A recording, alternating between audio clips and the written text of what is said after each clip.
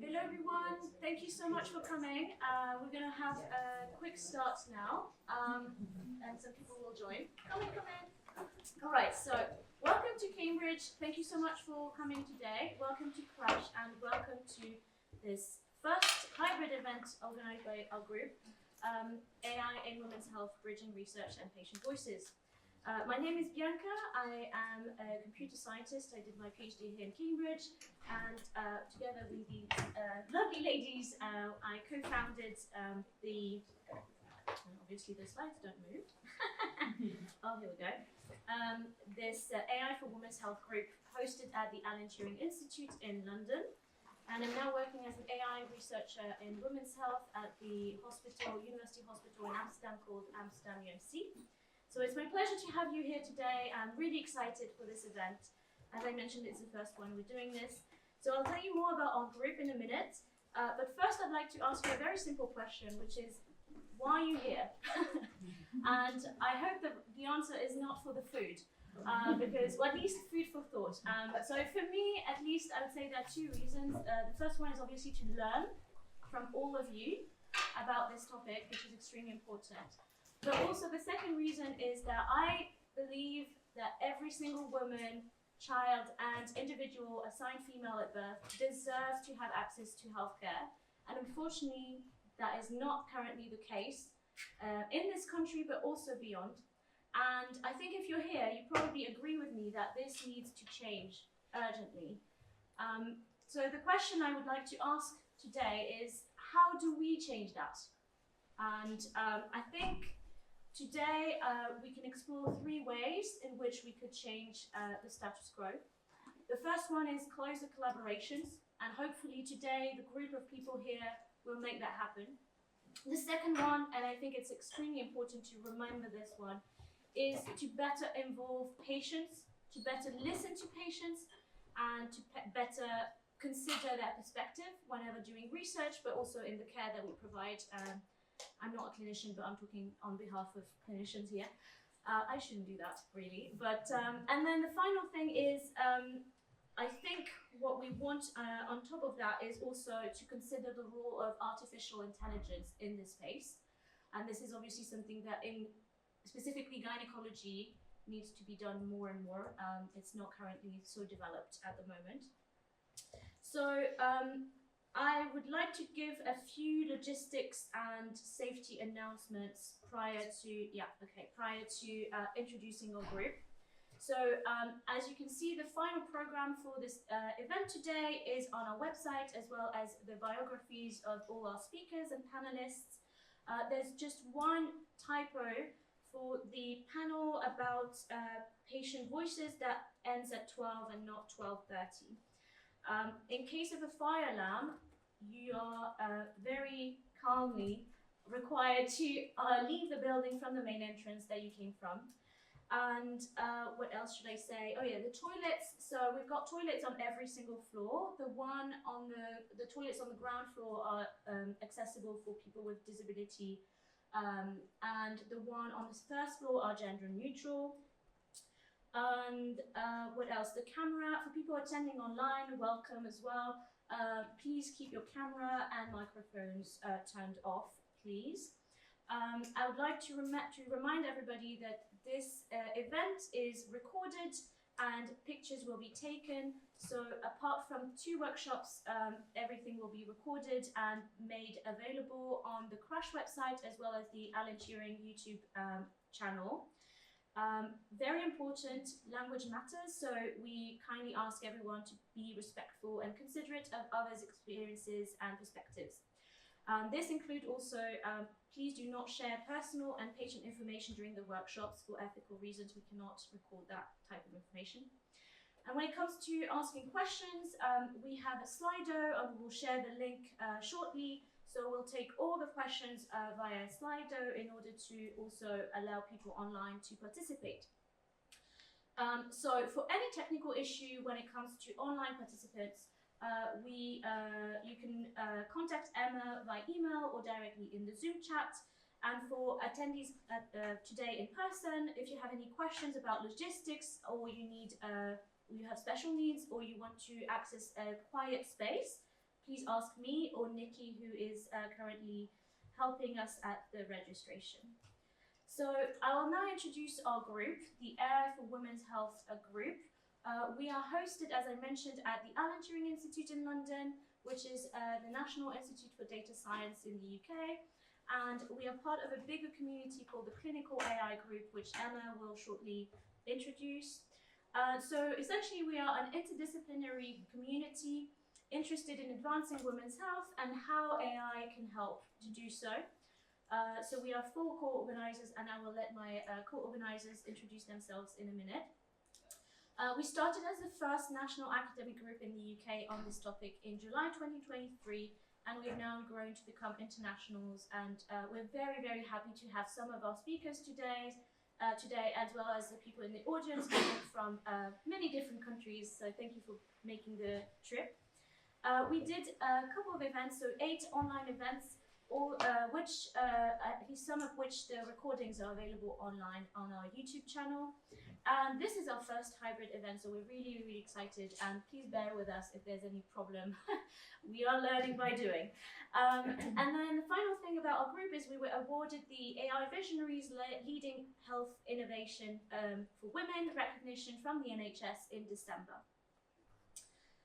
So what do we do with this community? Well, the first thing is it's very important for us to build a community, and not just a community, but an interdisciplinary and diverse community, because we genuinely believe this is the only way we can address and perhaps also find solutions for the systemic issues that we see in women's health, and also in the use of AI that could potentially be either risky or controversial in this space. As well as helpful, obviously, depending on how it's used. But we'll talk about that. The second thing is we want to bring visibility to research that is currently done on AI for women's health, and that's where the speakers today come in.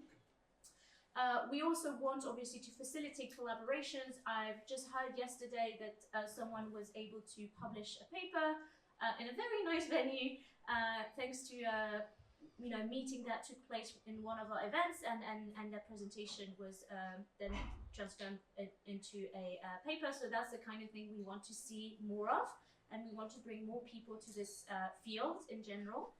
And the final thing, obviously, is we want to provide events, training opportunities, as well as research projects. So today we'll be running a couple of research experiments, and you are very welcome to take part in as many as you want. So I'll let Kristin tell you a little bit more about one of our projects now, or maybe later. Now? Yeah, perfect. So we'll have a look at this. Introduce yourself? Yeah, sure. Yeah. My name is Kristin. I'm one of the co-organizers of the group. I'm currently a second-year PhD at Department of Sociology at University of Cambridge. So we're also going to be doing a short research survey today. It should take under 10 minutes. We'll give you some more time to do it later, but you're welcome to take a look at it now. So basically, this survey is just going to be sort of a survey of our network. So understanding what are the current challenges and challenges in funding, challenges in research, challenges in access in women's health field. So specifically with AI or without AI, and it'll just ask you a series of questions about your opinions on those things, and it'll all be anonymous as well. So if you're interested in taking part of that, we have the survey here, and then we're hoping that that will turn into a research paper that we'll write up about some of the challenges and potential changes we can make in the field as well. So thank you.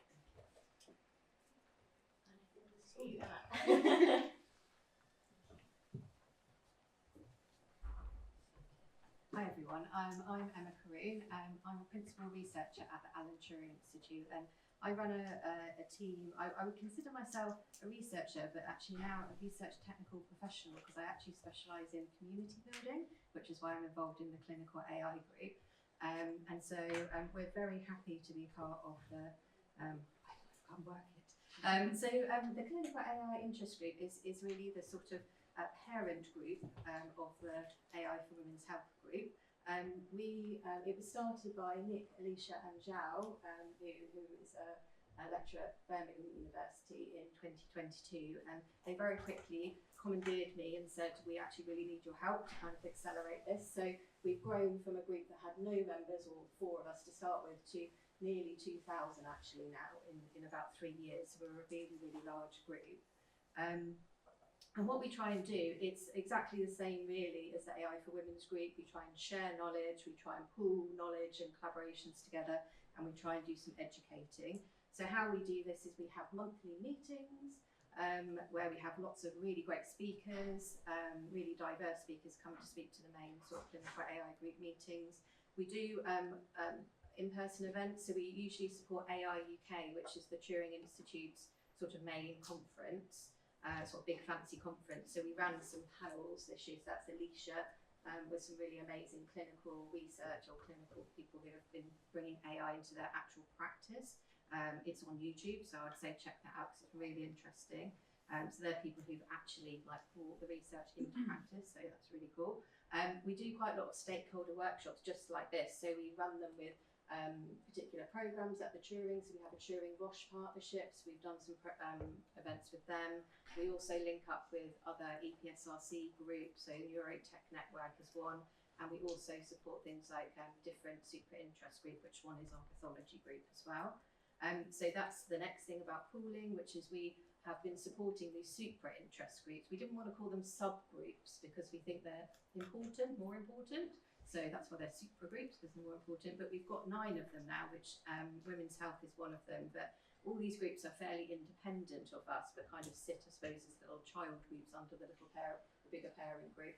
And really, we're just trying to encourage these people to get together, just like today, to do amazing things like the musculoskeletal group have recently published a review about AI in that space. And those are the sorts of things that we're really encouraging and supporting these groups to actually do.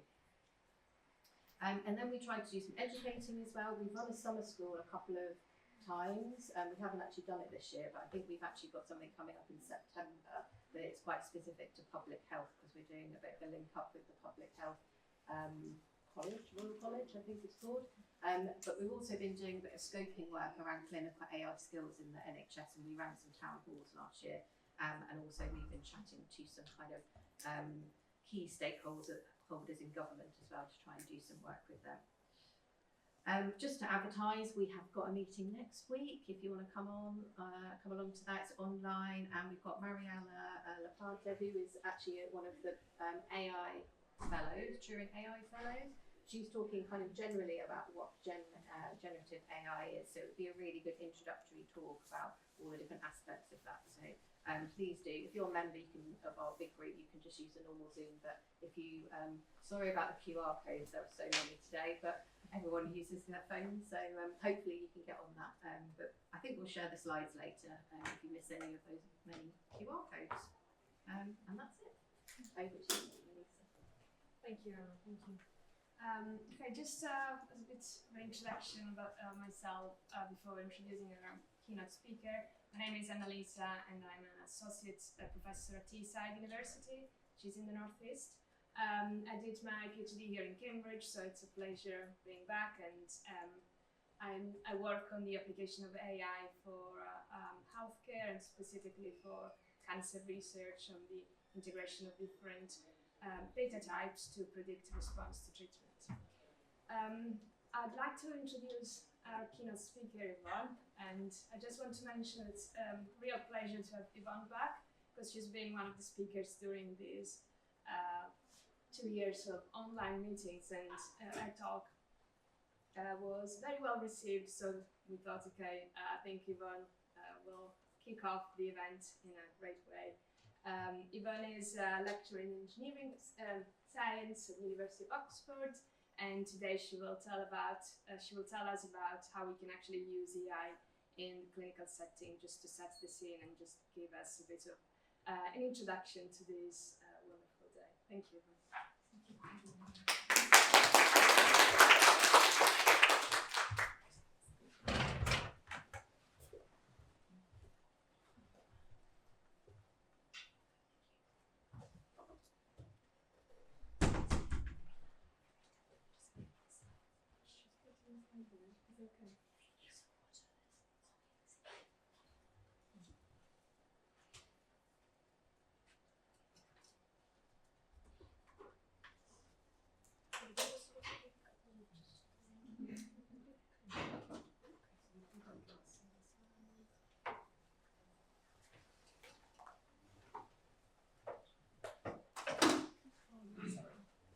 some notes.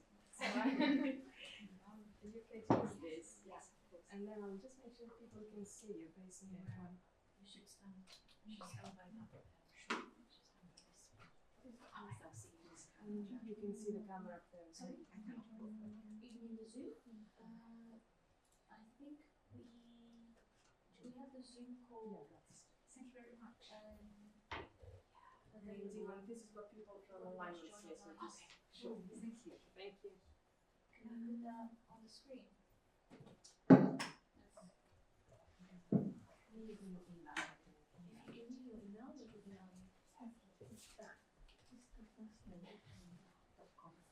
Okay, yeah, just focus starting right. Sure. Thank you. Thank you very much, colleagues and friends, for having me today. Even though many of us haven't met each other before, I feel we already met in the way of we want to contribute to women's health using various ways. So today I'm going to talk more about for the AI way, how we can address challenges, and importantly, how we identify the challenges and seeing how we can scale it into the global setting. By introduction, I'm very grateful for having this opportunity to share some of the journey as an engineer by looking into the AI in women's health problem. My background is in computer science and engineering. I did training on signal processing and sensor intelligence. The way I moved into women's health was from my Royal Academy of Engineering Research Fellowship on AI for women's health. At that time, I was a mother of two, had a 5-year career break, went back to research, and realized there are a lot of things that we need to look at, and we need to think about it, and we need to provide a solution if we can.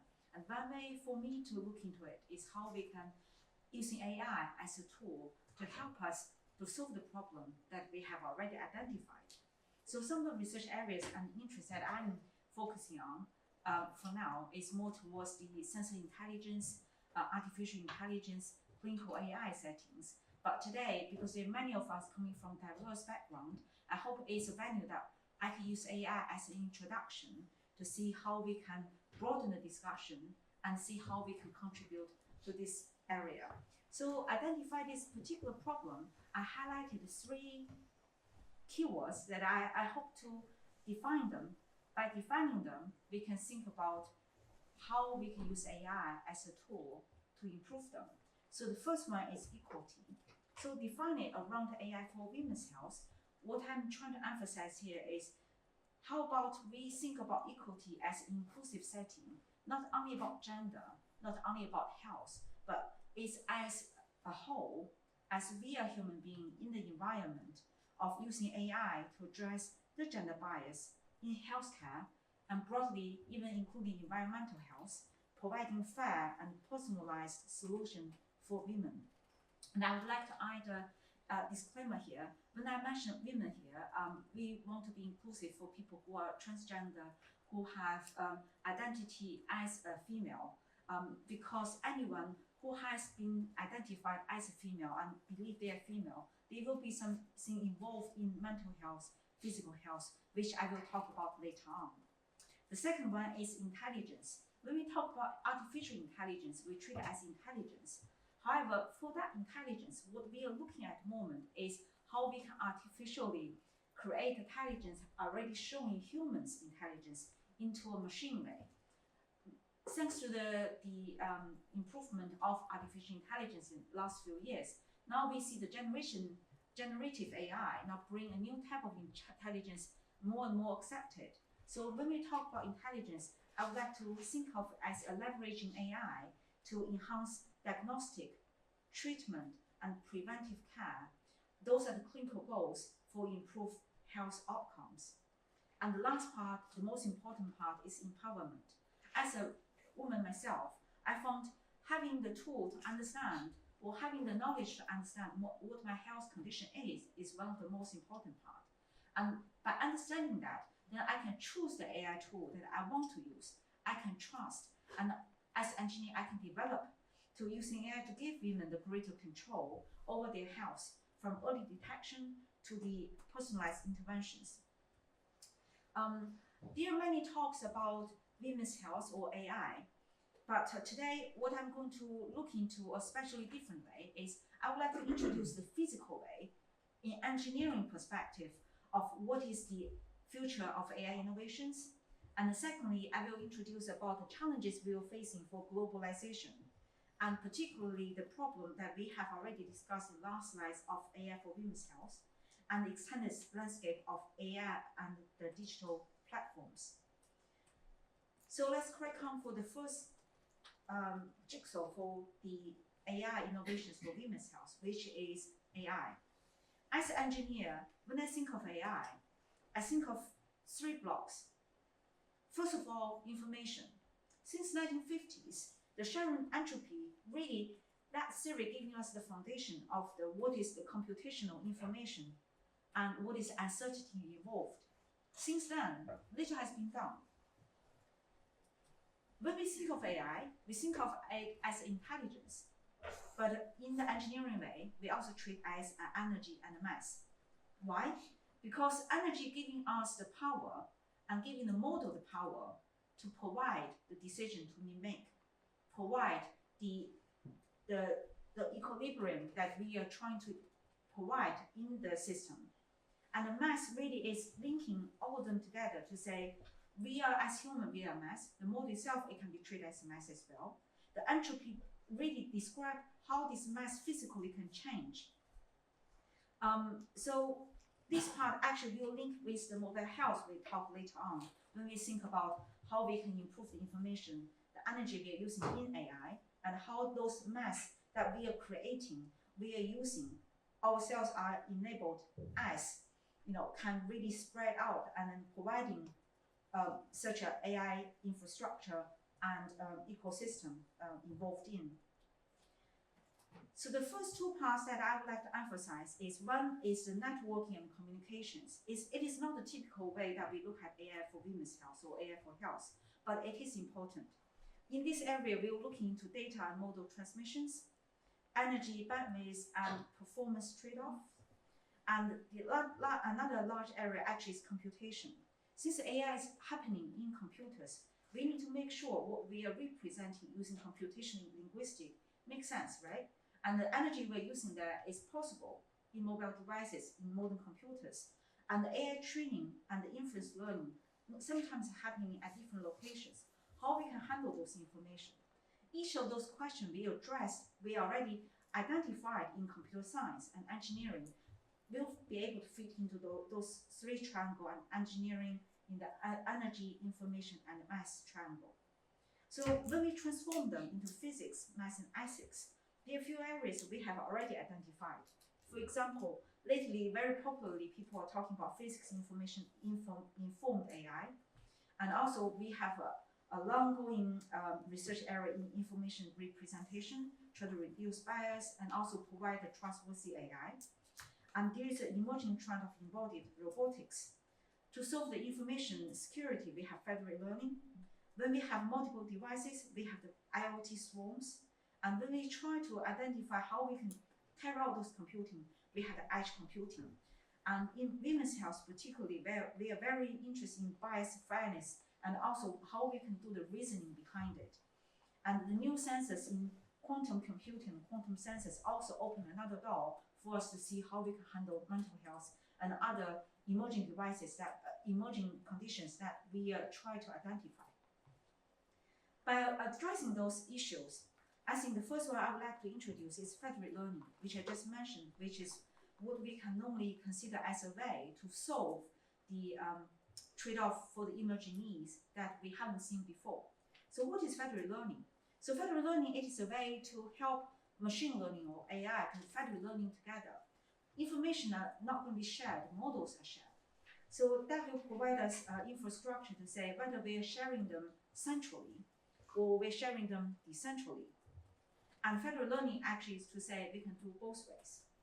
So when we have centralized, decentralized learning, what it means is that the data are being stored in cloud and devices based on the needs of customers, based on the need of patients, based on the needs of clinicians. However, the model updates are at a different location.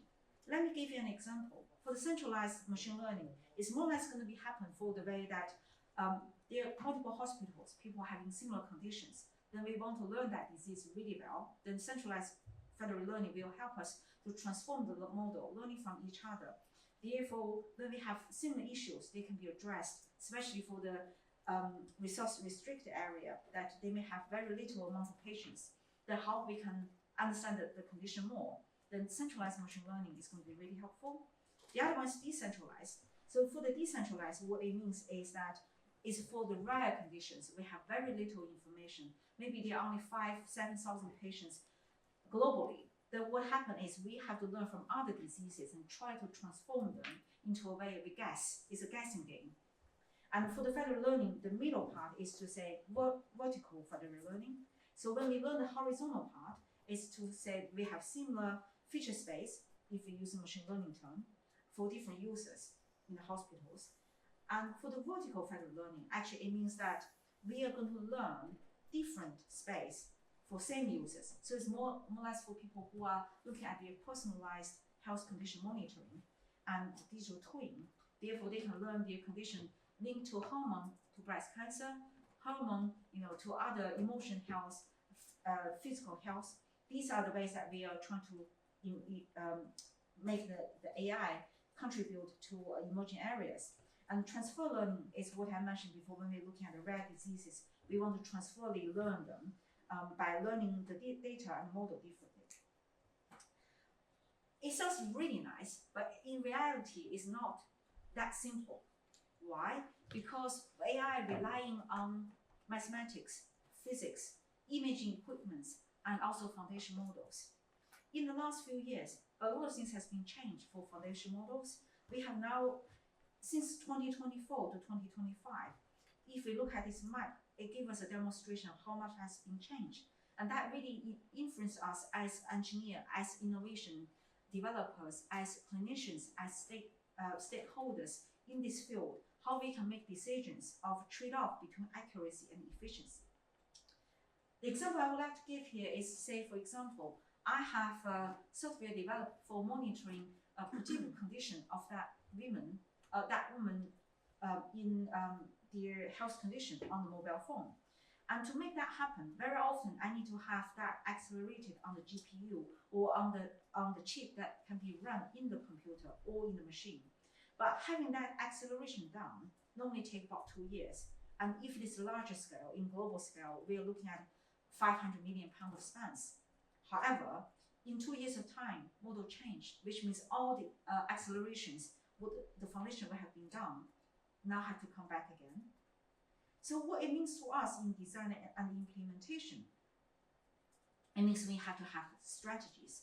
So here is a strategy actually was being listed in one of the courses that I was involved in Oxford Said Business School, where they say how we can think of strategy as a part of the development pathway.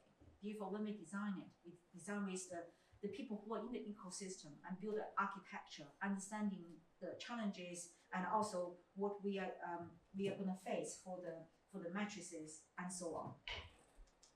Due to the time constraint, I'm not going to go through them one by one. We are going to have the slides shared online later on. But I would strongly suggest everyone who is in the field that look into those strategies and thinking what is important for us, for each individual of us, including if we are treating ourselves as patients, then what is important for us. So let's move on to the AI for women's health, looking at equity, intelligence, and empowerment. There was a statement from the World Economic Forum that in 2024 saying that we need to close the women's health gap, which is a $1 trillion opportunity to improve lives and economies. How did they calculate it? They calculate it in a way to say, in general, for women in their working age, they have 9 years longer of health suffering compared to men. And when you combine those 9 years of how much it costs for labor, then also what it means for the economy, that is $1 trillion. So we can digest it in different way, but it definitely gives us a figure to show it is an emerging area that we need to think about how we can help improving it. And since this statement is calculated by saying 9 years gap, but women normally have longer life expectancy than men, then what does it mean to us? So there's always a question behind the question. So for that, first thing first, what is health? In World Health Organization, health was defined as a state of complete physical, mental, and social well-being, and not merely the absence of disease or infirmity. It is very interesting. Not only we treat health as physical and mental. What is social well-being? And for women, what does it mean for us? So women's health and women's specific health conditions is an area that is still not very well defined. For women's health, we tend to looking into inclusiveness of any health condition that women can experience in their life. But for women's specific health conditions, normally it's coming from a specific autonomy of women's autonomy or hormone or certain type of conditions doesn't happen to men. So there's a journey for women's health. If we're looking at a timeline from a time that a baby was born as a girl, and when they grow to an adult, when they reach an aging late life, what are they experiencing? What are they experiencing differently as a woman, as a girl? What is the hormone changes? What is the aging condition? For example, dementia they're having, cancer, the condition they're having different to men. So those are the areas have already been identified. For example, there is a clear evidence to say, well, actually for women, the lung cancer conditions are very different. And for the autoimmune system, for men and women, is very different. So for those evidence we have been seeing, but is those evidence really share the whole story? Is inclusiveness enough for us to consider using AI to solve the problem? And do we have enough data? Is that all the data we need, ranging from genomic to proteomic to imaging to survey, all different type of data? What do we need? So those are the challenges we know. And for that, as an editor in Nature Women's Health, we would like to hear your answers, hear your views, because it's such a new area. We are actually having a special call for a joint collection with Nature Communications, Communication Medicine, and Women's Health and Scientific Report. We try to collect the information from your source, from your opinion, and what you see that can happen and your research. So please tell us what you think about it, and what is your definition of women's health and AI in women's health. In World Health Organizations, and also as as the people who are assessing documents in the publication area, I believe it is important that we address them under the framework that is transferable. And one of such framework actually is the World Health Organization's framework on the impact. So there are 17 impacts listing here to share with us to say, if we are trying to develop a research, how we can define them in different impact. Therefore, we can decide which one is more important. And for having those 17 impacts being addressed, the guided pathway for WHO is to say we have to have the enabling procedure and facilitate and also the implement. And I'm going to give more details in the future slides. So the first of all is about impact, which is the slides for the 17 identified area. And second part is really the urgency. How urgent it is, how large is the market, and can we really do something about it? That is the feasibility. Well, let's move back to the data.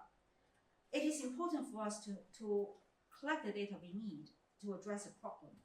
In the current canvas, big data in humans' health normally involve in the electronic health records, and also things such as like a particular type of blood test that is not necessarily in every hospital, wearable sensor data, and some of the data that we collect day to day.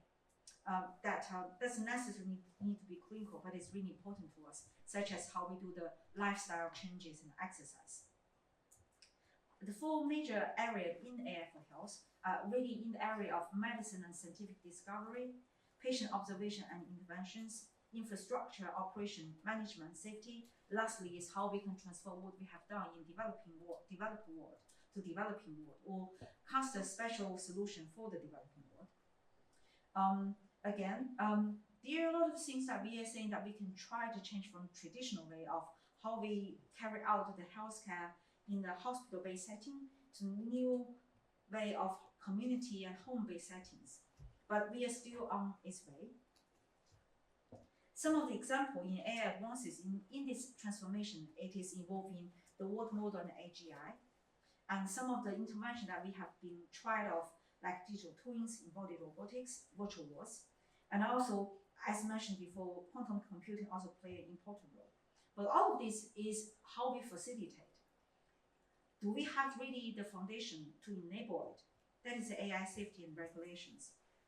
In the previous Alan Turing talk, I've been giving these slides before. So what it was saying is that at the moment we are lack of AI regulations. One of the most advanced area in this is actually the EU AI Act.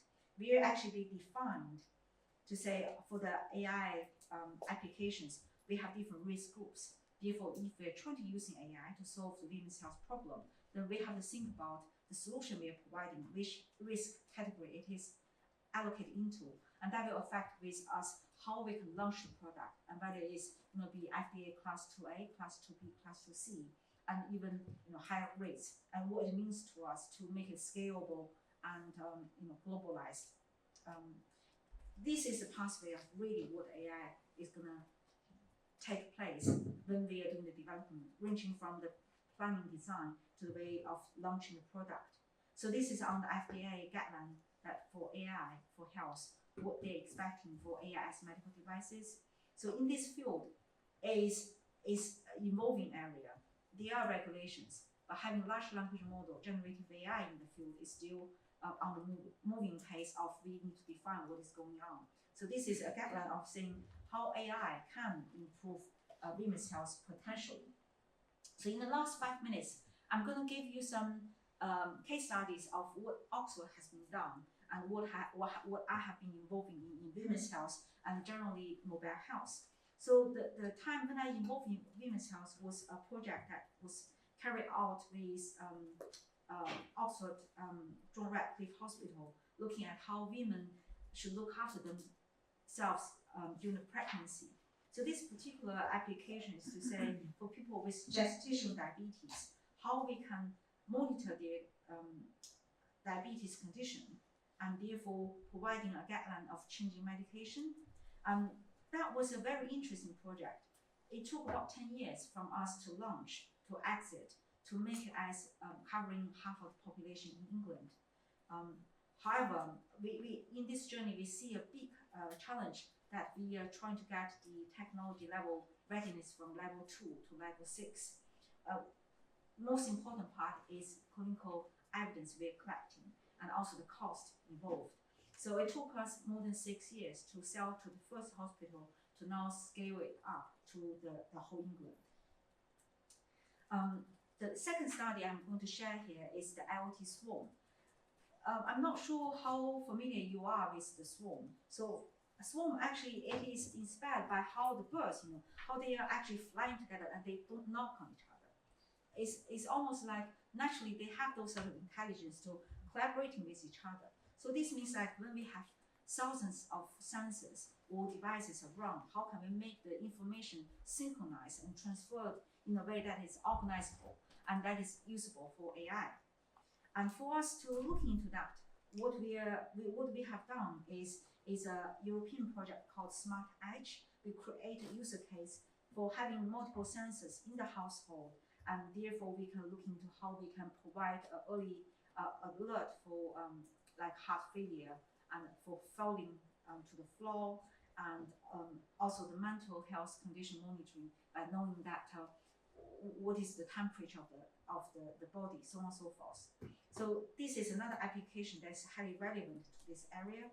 Another case study is a project I have been involved in with George Institute for Global Health that funded by the Bill Melinda Gates Foundation, of how we use large language model to create a tool to provide communication tools between clinicians and patients. So when we have a user case such as in India, in this case, normally we will face problem of not having enough clinician. So how we can use AI to helping us to leverage that lack of expertise.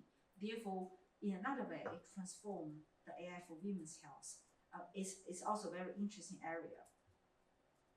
And the last but not least is a new thought to say, previously all AI are all happening on mobile devices, servers. What if it happened in the network when they are being transformed, when they are in the future of certain areas, when we driving, when we pass, the traffic light, there are a lot of electric around us. We may not have enough computational power in our own devices. However, we will be able to handle them if we are thinking of the location of the computing.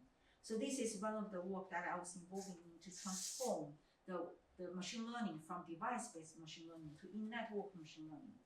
It sounds very simple, but it's very powerful, which means we don't need to pay extra, or the hospital don't need to pay extra to make AI for health happen. As we are all coming from different industry background, just for the curiosity side, maybe I can share about 3 steps in academia, how we can handle the AI for health innovations. First of all, as we've seen in previous slides, is really identify the problem and understanding barrier. And secondly, is really design the innovation and understanding whether it's scalable, sustainable, and safe. And last part is translate technology into products, and that is technology readiness level 2. So to make it to the market, it still have a long run, and we are relying on fundings, industries, collaborators like all of yourself here to helping us accelerate the health innovations. I'm not gonna talk more on the digital platforms, but it's worth mentioning that what we are talking here for AI is actually about research, is about phenotyping. But when they are really launched in the market, we need to look at how they can fuse into the digital platforms. What it means to us is marketplace, network, and how the digital technology can be involved in ecosystem. And those values together will, as providing us an ecosystem to use data as a fuel. We will have some survey about data later on, I presume, and also providing an ecosystem that is integrated, allowing us to address that $1 billion gap, and instantly providing a solution that is usable. And this is one of the slides that been shown in the survey to say how actually the value of the companies have been looking into the first few companies in 2020. In 2020, the first 5 companies, they're all digital platform companies. So it's shocking. When we talk about AI, when we talk about AI for health, we probably don't think about them as a digital platform, but if we really want to have it scaled up, we need to think about how it can be linked to the next step. And then the last slide, as always, I would like to share this slide, is upon us to decide whether we would like to trust AI to helping us in this field of AI for women's health. And it's upon us to decide whether it's trustworthy. Thank you very much for your time.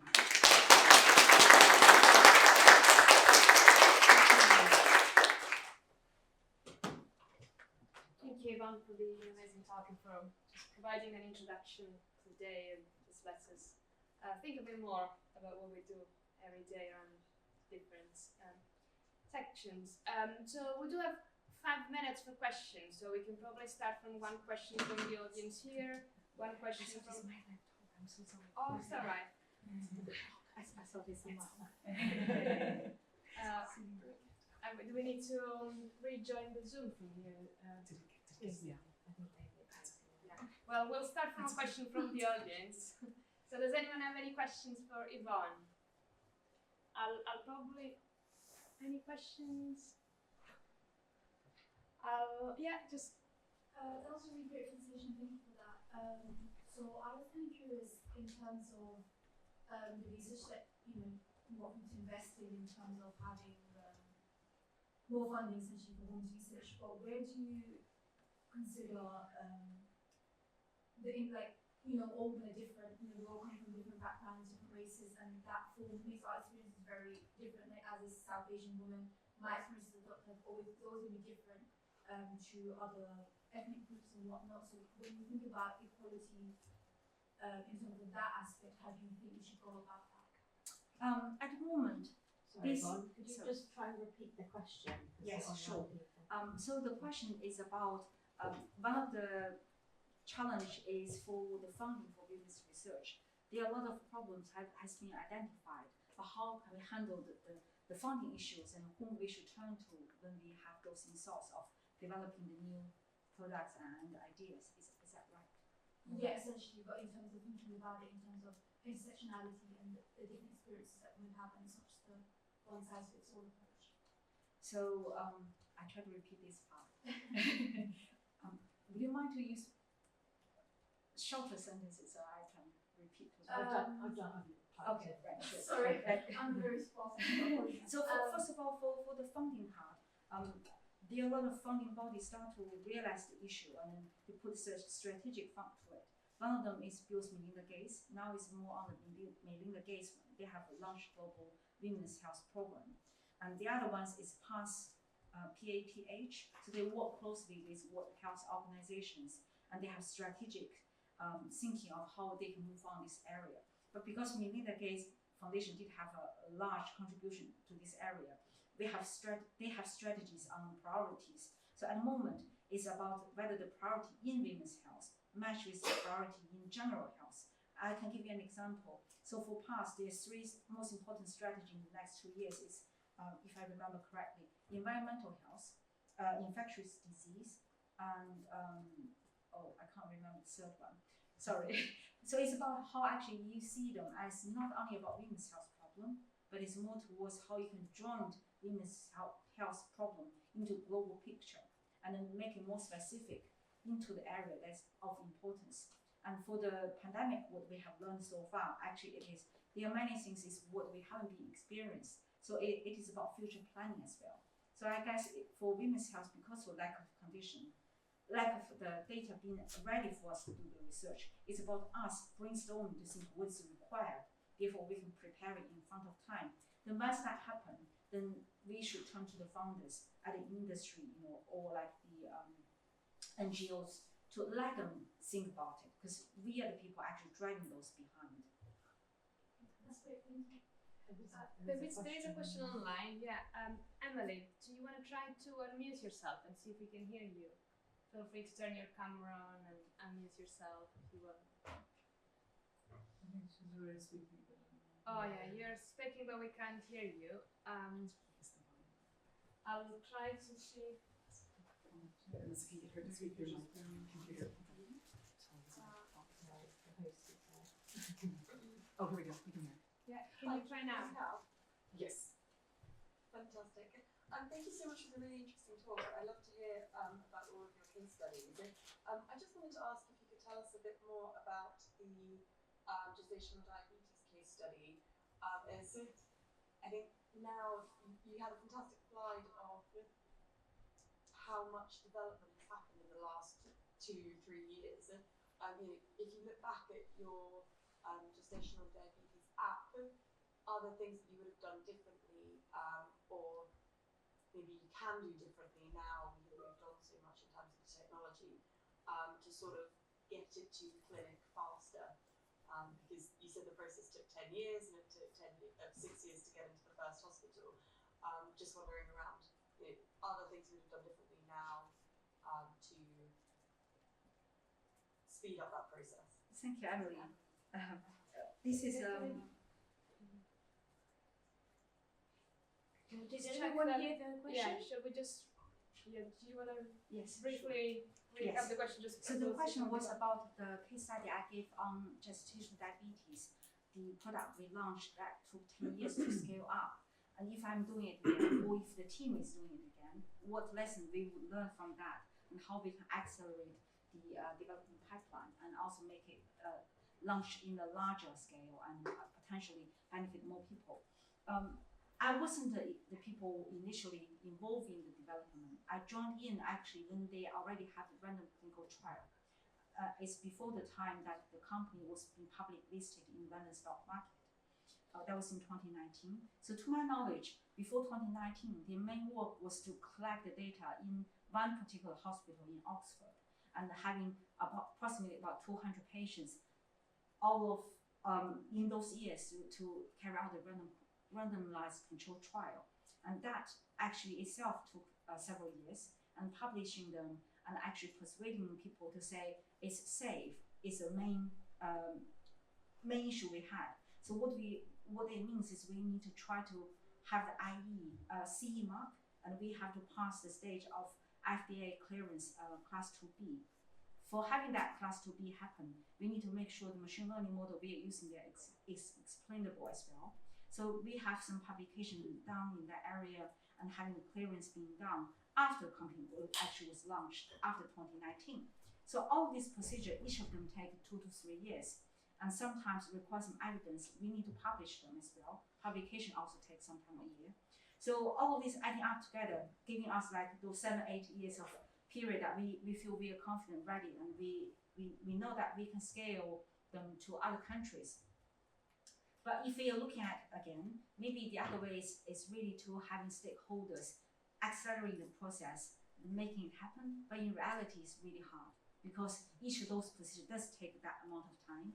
So other than AI can help us to give hypothesis of the structure of the protein, this type of procedure is safety, it's about patient safety and understanding. There is also public work that we need to do is understanding what patients think about it. If we don't trust AI, if even we trust AI, they may not trust AI, then what can we make the public feel safe about it? And how the hospital is happy to pay for those bills, and what those bills will coming back as economic return. So those questions have to all be answered before we launch a product. So maybe if we're thinking of this procedure, it is really about having multiple stakeholders that we can work collaboratively. But again, I think it is really based on individuals how we want to share the IP, So there are a lot of realistic issues. I don't think if we do it again, it can be any quicker because we are already racing at our best to all the procedures. But naturally, because of the change of foundation models, generative AI, since launching much quicker. For example, our collaborator Human Health now have the platform that is itself class 2B. Therefore, they can launch a product in 24 hours if you know what is you're going to do. So it is really a matter of you find the right partners and the right questions and the platform you can launch it, then maybe there's a way to accelerate it.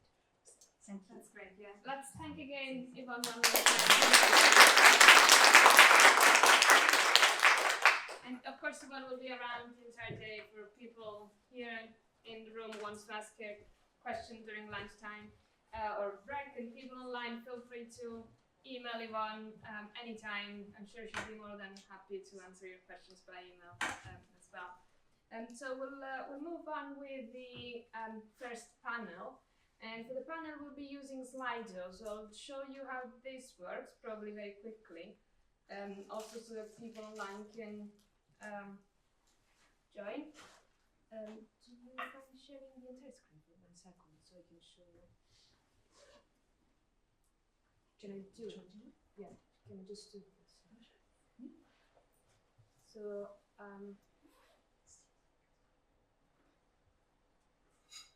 okay, so before introducing the panel, can I just check that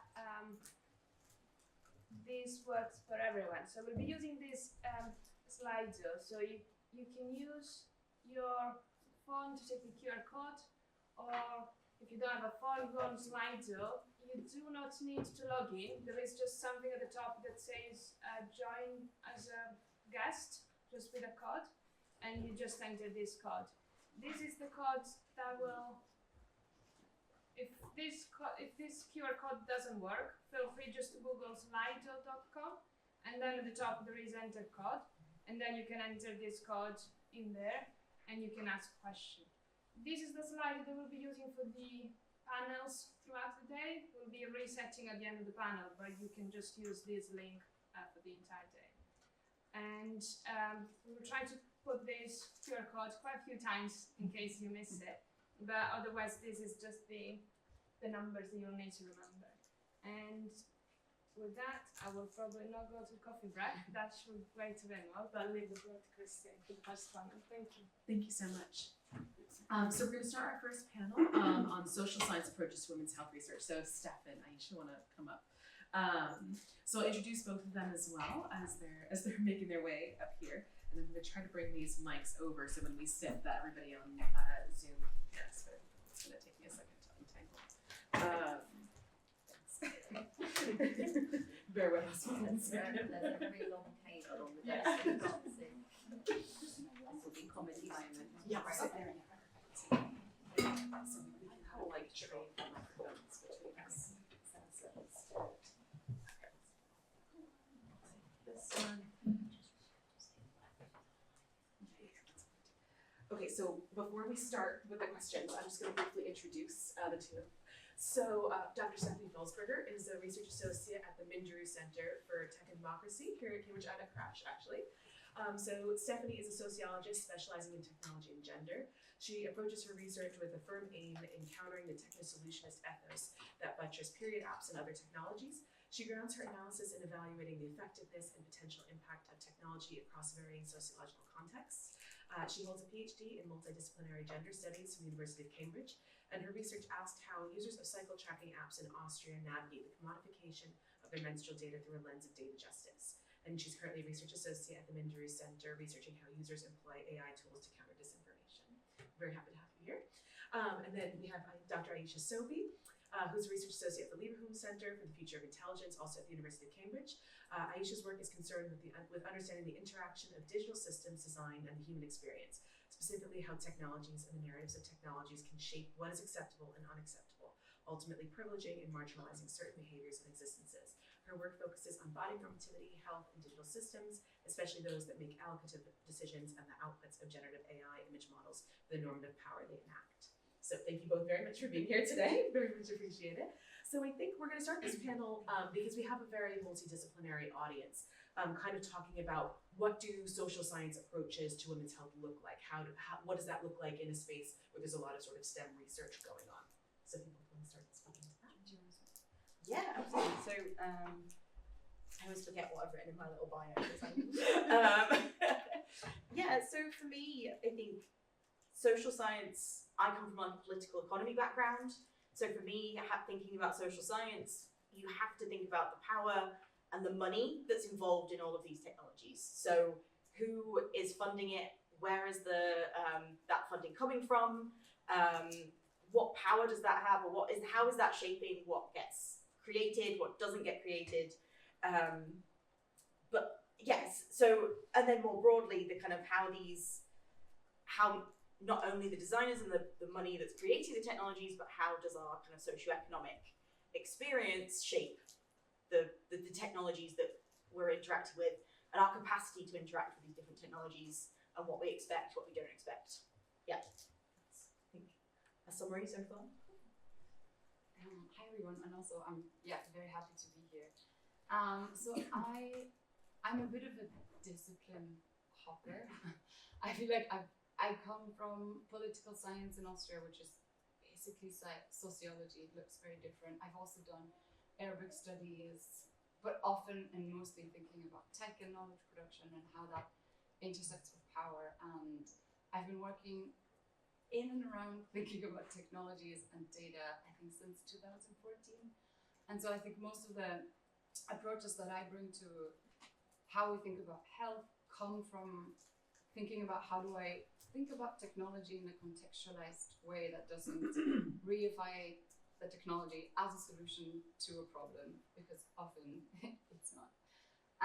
So the kinds of like frameworks that I often work with are lenses like reproductive justice or menstrual justice or data justice, because they allow, and especially like, for example, data justice is a framework that I've used in my PhD, which helps us think about how datafication intervenes in ongoing histories of oppression and emancipation, right? So it immediately decentralizes the technology, but allows us to think about how things are changed, who gets more of a say, who gets less of a say, who's excluded, who's marginalized, whose experience is datafied, and how does that impact people's experiences. I think other approaches that I've always also drawn from that I'm very appreciative of is history and philosophy of science, and like some STS studies. And I think, especially when it comes to thinking about gender and health, some of these things are really crucial. Like, for example, people who've worked on the history of gynecology and where that comes from. And we know that there is the father of gynecology, Sims, but he was somebody who did experiments on enslaved women without their consent, and they were horrific experiments, right? So there's people that think about who are like the mothers of gynecology, and how do we think about the ways in which people get forced to participate in research and how do they have a say in that. And I think those are the kinds of questions that I think are really important, and how is the way we determine the problem related to the way we think about fixing it, right? Because if we're thinking about a fix, we're not just fixing something, but we're also fixing how we define the problem. So yeah. To add to that with the idea of techno solutions is in mind things as well, so we'll have a good chat. But but I think the idea of like fixing, if we think sort of, you can think of social sort of sciences approaches as as health policies or things that aimed at taking community action at a nation or county or province level. And those things are really important, but we also need the kind of the critical social sciences that sort of say, hey, look, like population level or like control of things aimed at specific groups of people can have a kind of a biopolitical, Rose Foucault, or kind of the more curative violence, if you kind of draw on Yoo-jung Kim's thinking about how the world works, and they can have like harmful impacts as well, even if they've been really well intentioned and the aim is to bring more community to something. We kind of need to think about the unintended consequences, which I think social science approaches are quite good at doing. Yeah, thank you so much. I think that's exactly sort of what we're trying to look at, like looking at tech, looking at development of science and tech with this sort of very critical lens, right? So understanding not just in kind of these micro ways that some tech is just being developed, looking at these sort of broader scale interventions, these broader scale political, economic movements, and understanding how those impact the actual tech that we're developing, and also just healthcare in general. So thank you very much for that. So I think what we'll do is move on to the next question. So I think we've sort of touched on this as well, sort of why is it important to think about women's health in a social science context? But I think we could also extend that to sort of, what can we do about these things in a social science context? How does that apply to what we're doing? A lot of the people in this room are studying that kind of thing. Yeah. So I think the way I've thought about this question of why is it important to think about women's health in the social science context is to think about what can social sciences do and bring to, improving, I guess, health outcomes in context of like health and gender, because I don't just think about women, but also like people with different gender expressions, because that's also something that's just come up in my research. And I think one is related to what I spoke about earlier, but it's just medicine is like a hard science, as we like to call it, right? It doesn't always self-reflect about its histories and ways of doing and thinking of the body, the self, and women and gender and race, and how these definitions are like inbuilt into how the science is done. And I think social science approaches can like help us bridge that historical context and those legacies with people's lived experiences of how they access care and how they learn about the health and their bodies. And this is something that I've done in my PhD research. And I talked to a lot of people that were using period tracking apps, and I first asked them what are your sources? Where did you learn? How does your period show up in your life? And then how they use the apps, and then talking about data privacy afterwards. And one thing that came up was that everybody talked about learning about what a normal period is and how important that was. And so many people talked about that, like 28 days that they had been taught. And I also was very that was like a huge thing for me when I was younger. I would put 28 days in my calendar and then know that my period would come 2 weeks later. Did I ever think that my cycles were just longer and I could just calculate a different average? Absolutely not. Clearly on me. But so I was really interested in that 28 days and that number and where that came from. So I started looking at the historical research of where that number originates, and I found out that there were 2 gynecologists in the 20s and 30s that were seminal in discovering ovulation as it was described. And one of them coincidentally was also born in my hometown and then went to Cambridge, and he's from Austria, and I was like, okay, this is too much of a coincidence. And so it's very interesting. So at the time, menstruation was seen as something that was always pathological, right? It was an illness that would just afflict women, and specifically in Europe, that's where I'm talking. And during the time, a very specific definition of the menstrual cycle was became depathologized and deemed as normal. And that was his, based on his research, where he conducted research on 2 women with healthy menstrual cycles, as he assumed. And he had this machine that could detect the tiny contractions of the ovaries when the eggs are released. And so he was like, okay, I have discovered this law of nature. That's how menstruation works. But we know now today that menstruation does not look like that for everybody, right? There was a recent study that came out that only, I think 13%, and they looked at over 600,000 menstrual cycles, and only 13% of those were 28 days, right? So to think about this like normative statistical lens when we think about menstrual cycles and how they show up in people's lives really doesn't make a lot of sense. And yeah, so I think these are kinds of things that social sciences can do. And I can talk a bit more, but I've already spoken. No, absolutely, I would second that, and I think the ways that our experiences are like controlled through or mediated through kind of what's normal or expected, and the legacies of how we've come up with this knowledge, like who knows what about what, and how do we know what we know, or all these kind of like philosophical questions of epistemology and ontology that, they're big words, but like they really shape our lived experience. I think that's where a social science context is really like crucial to kind of even just reframing some of the questions that we're asking and making sure that the various different people are involved. And if we think about kind of medicine as having a very social element, which is kind of where I would come from, we recently did a social AI, which is a new kind of social media, social AI. But if we think about AI companions in terms of chatbots and sort of the little like people we talk to that are AI generated, if we think about those in a medical context, there's some really problematic things that start to come up very quickly if we think about what's normal for women and normal based on the data that goes in. So whether it's the National Eating Disorder Association chatbot, Tessa, is my kind of favorite example, terrible example here, because within about 3 steps, when the large language model went from controlled scripted answer, when the chatbot went from scripted answers to referencing the internet, and the internet we know is kind of like a horrible, biased, have lots of expectations of us place, the answers within about 3 steps were telling people who were searching for support with their eating disorder to how to lose weight in a healthy way. So this is like really problematic in a specific context, that because we kind of go for the average or the most common, and lots of technology is focused on kind of, correlation as opposed to causation. Again, it's not a new kind of critique of lots of these sort of sciences, but it's becoming more salient as we reach towards a kind of AI-mediated correlatory world, because that's how a lot of these technologies work.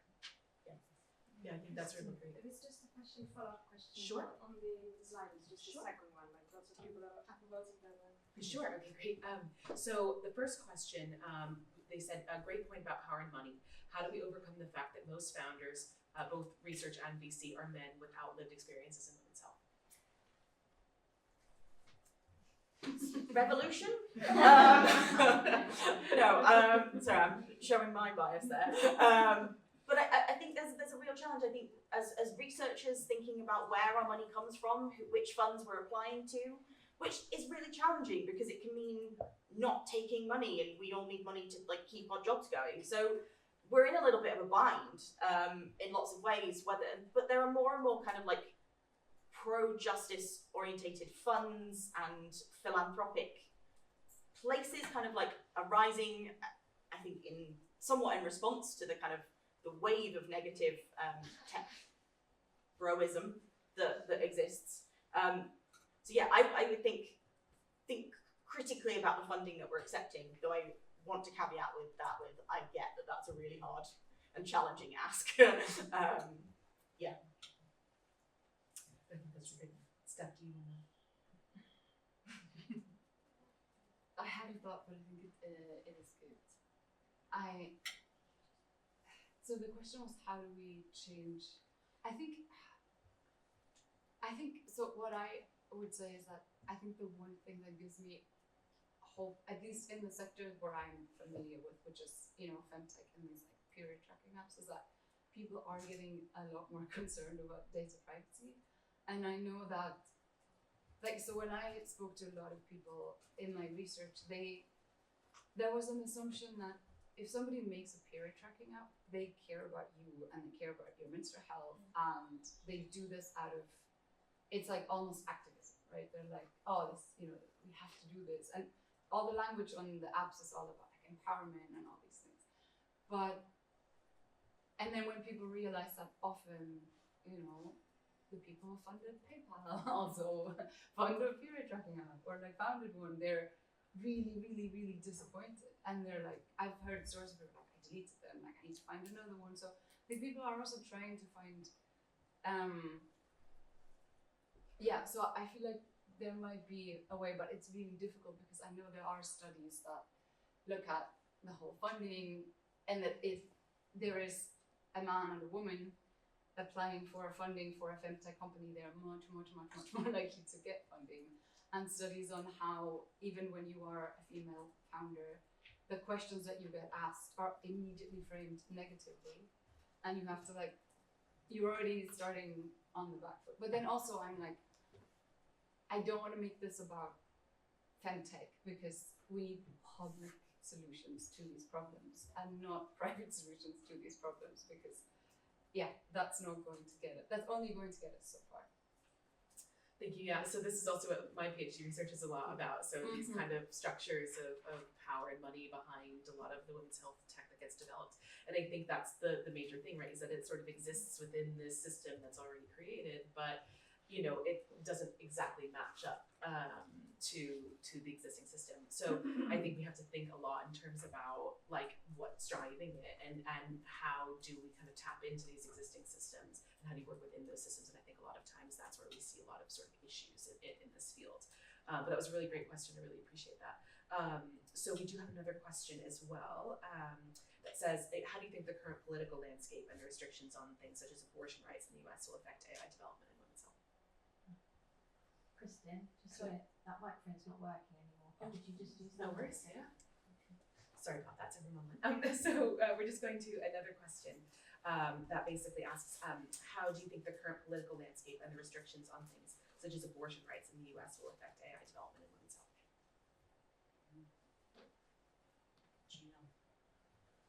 I don't remember seeing that correct answer, but I think I have thoughts on that. I think it's, I'm not sure how that will impact. I don't know if the people that developed AI are that, okay, one example. So I know we talk a lot about the US, but we need to be talking about the UK when it comes to policing abortion rights. Because, and again, sorry for the menstrual tracking focus, but that's what I spend all my time thinking about. In the US, menstrual tracking apps have never been used to police people's abortion access, but in the UK they have. And a few days ago, I think last week, the police in the UK also issued guidance that it is allowed for police officers that are investigating illegal abortions or abortions that are outside the frame of what's allowed in the UK, that they get to take people's electronic devices, and they even get to look at through your whole house to see whether you are tracking your cycle on a piece of paper. And if they find it, they will take it. And I don't know, I have really struggled with that problem, because usually when I've talked or thought about that problem of policing abortion, I'm like, yeah, we need to find ways to keep the data localized on the phone. It doesn't need to travel everywhere. Apps don't need to have access to it. It needs to be encrypted. It needs to stay on the phone. But in the UK, that's exactly the access that police has. And I think we just need to work on decriminalizing abortion. That's my only takeaway. And I know it's the worst time to be doing this. But I can honestly think of a better way to keep people safe from, being persecuted for getting an abortion. And I did not answer your question. Yeah, absolutely. I think like in terms of women's health landscape more broadly, the kind of course there are funding, again, it comes back to the funding for me, but there are of course funding conditions, and the people funding research in America at this moment in time are quite problematic, some would say. But I think in terms of the kind of the movement towards a big tech funding, but that doesn't mean that other companies, other locations, like it doesn't mean that the entire space has to backtrack. You know, it's actually, sometimes it's good to have a hook to say, hey, look, this is happening and we need to fight against it, to try and be positive in the Can I actually answer that? So, and this is something I've also been spending some time thinking about, because I know that this like current, the way like tech billionaires like Musk and Peter Thiel and Mark Andreessen are, you know, enamored with this like new reactionary movement that, you know, thinks very strongly that they don't like democracy very much, is also thinking very much about the question of reproduction. And we've seen, you know, ideas in the US of like, you know, rewarding women for having babies. And we've also seen, or I've seen in Project 2025, because I've read the sections where it talks about abortion and reproduction, that they are interested in increased research on natural family planning and fertility awareness methods. And I think there's a very strong move away from abortion, and also away from like hormone-based contraceptives. And Peter Thiel, who I also spend a lot of time thinking about, he has backed a period tracking app that's called 28, coincidentally, that like, you know, number that makes no sense. And it's connected to a super anti-abortion magazine. And it really strongly focuses on that effort of like fertility planning. It's also, if you look at it, yeah, it's very normative in the kind of like body images and life experiences and like pictures that they paint of women. They're all very white women, clearly rich in like holiday and some like tropical context, which is really odd. Yeah. No, thank you. I think that's a really great answer to this. And I think that's also something that it's going to continue to evolve as we keep going. And I think that it's going to be one of those things where we're sort of checking back in going, okay, this has changed. This has changed again. This has changed again. And I think even in the last 6 months, we've just seen the number of policy changes around funding any kind of research into women's health, or just, you know, like any graduate students that are working in women's health in the US has been crazy. And so I think, yeah, we do focus a lot on the US because I think there's just a lot of crazy things going on, but I think it is also that awareness of what's going on in the UK, what's going on in Europe, what's going on in other parts of the world as well, because there are inevitably other issues that are cropping up as well. So I just, before we take one more question from the Slido audience, I just want to ask, because we have a third question on the panel, talking about just kind of highlighting what exactly are the ethical issues going on in women's health research, so we can kind of set that out as we go about the rest of the day. Sure.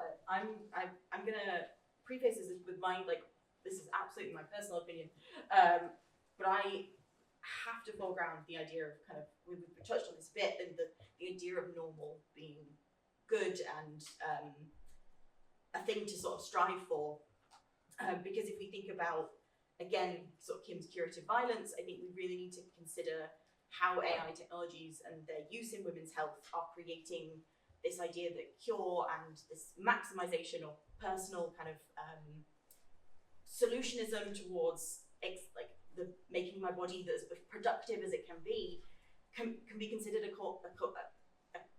type of curative violence, and a type of violence that is really insidious, because there's a stigma and shame associated with not reaching these kind of like normal ideals, this ideal norm, and from there you kind of you start as people's the shame and the stigma moving away from healthcare, not wanting to be policed, not wanting all of these things. And I think with the way that AI is being leveraged in lots of different spaces, the need to make that, to have cure and where cure is, as a negotiation between, as like with lots of different options and a plurality of options, as opposed to kind of like one ideal, is a really important point for me. To give an example, as a type 1 diabetic for 30 plus years, and a person with PCOS, the Loop tracking app that is now NICE approved in the UK, that in our training sessions, they talked about, okay, yeah, no, every now and again, you'll need to like tell the app that there might be some additional insulin needed because you need to boost this, because, you know, once a month in a cycle, you know when your hormones are gonna be different, so you can feed in and sort of let this thing support you. But as a person with PCOS, there's absolutely no regularity, there's no tracking, there's no knowing when any of these changes are going to happen. So this kind of like ideals, I'd love to imagine the kind of the places that, what kind of algorithms could be designed to support people when their bodies aren't predictable, when they're less based on the ideal, generally male body that is much more ABC. Yeah, that's my personal statement. Yeah, I don't know if this is like ideally big picture, as I feel like it should be for like setting us up for the conversation, but I think I don't know, it's difficult because there are so many like really pressing issues. Like there is in the UK, especially now, like that really horrible way of how transgender people's health concerns are, you know, being more skewed with the recent like court decision, the fact that women of color experience way worse health outcomes in maternal health, and then basic things like general like overstretch of the NHS and underfunding. I think one thing I do think about a lot is that question of like moving from ethics to, I guess, like power, and think what that means for participation and who gets to decide what research needs to be done, because like this I think is what people need, and what I think also sometimes people might, because we're getting sold that AI is going to be personalized medicine, but I feel like we're still pretty far away from that. And so I think also in my research, what it really bugs me is that there are so many people that track and that spend a lot of time and effort creating data and database that is a huge source of value for private companies, who then get to decide who they work with to do research and whatnot. And before we've heard that it's basically, you know, other tech billionaires that have their foundations that get to decide funding priorities. And I don't know how to challenge that, but I think that question, I feel like, is something that I try to think a lot about, and like how do we, for example, intervene in that, because there is such a huge data gap when it comes to thinking about health and gender, yet alone, because I think, and this is also like a silly anecdote, but it took me a really long time to realize that when we say gender health gap, we only mean women, because in my mind, gender is not women. Gender is, we're thinking about different genders and how, you know, structures affect people of different genders and with different backgrounds. So I think it might also be helpful to have better language to think through this. But yeah, and I think also like having better frameworks around data sharing, especially when it comes to women's health. And there is a lot of data that is already in the private sector, but tech companies always seem to only be concerned about privacy when they get asked to share and open up, you know, data for research for the common good. What else did I have here? Yeah, I think I'll Yeah, absolutely. And with that focus on data, I'd love to add in the idea that kind of more data will solve everything. I think we need to kind of push back against that a little bit. Like, I think for marginalized, the ownership of data, if and when bringing, so Stephen the Keys have a really great paper on this, where, you know, they kind of argue in a carceral setting, bringing people of color into these data sets doesn't make the data sets necessarily better or fairer. It just means that we can incarcerate more people of color more easily and surveil people more easily. So I think we need to think really carefully about what data is, like, is it necessary? Like, is all this data necessary? So, and I think like seeing power in also not being represented by data. If your kind of information isn't there, then that kind of means you haven't been exploited by large corporations yet. So with that kind of yet caveat, thinking about the best and strategic way forward to not just add to exploitative systems as they exist, what can we do differently, and how can we create things where it's community-owned data or whatever practices, and targeted data as opposed to just everything. Yeah. Sorry. Do we have time for one more, or are we running a little bit? Okay.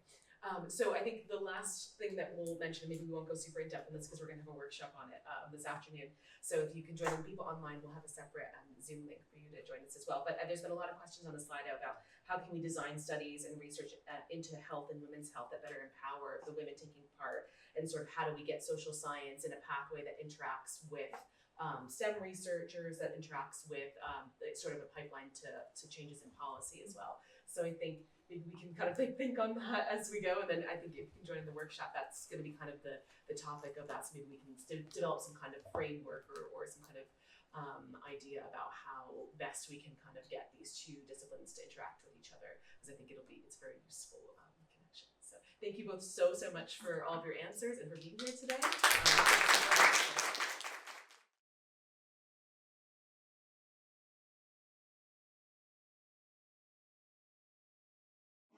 Okay, everyone, we're gonna start. Yes. So thank you for being back. Yeah. So once again, if you would like to ask questions, please use the Slido.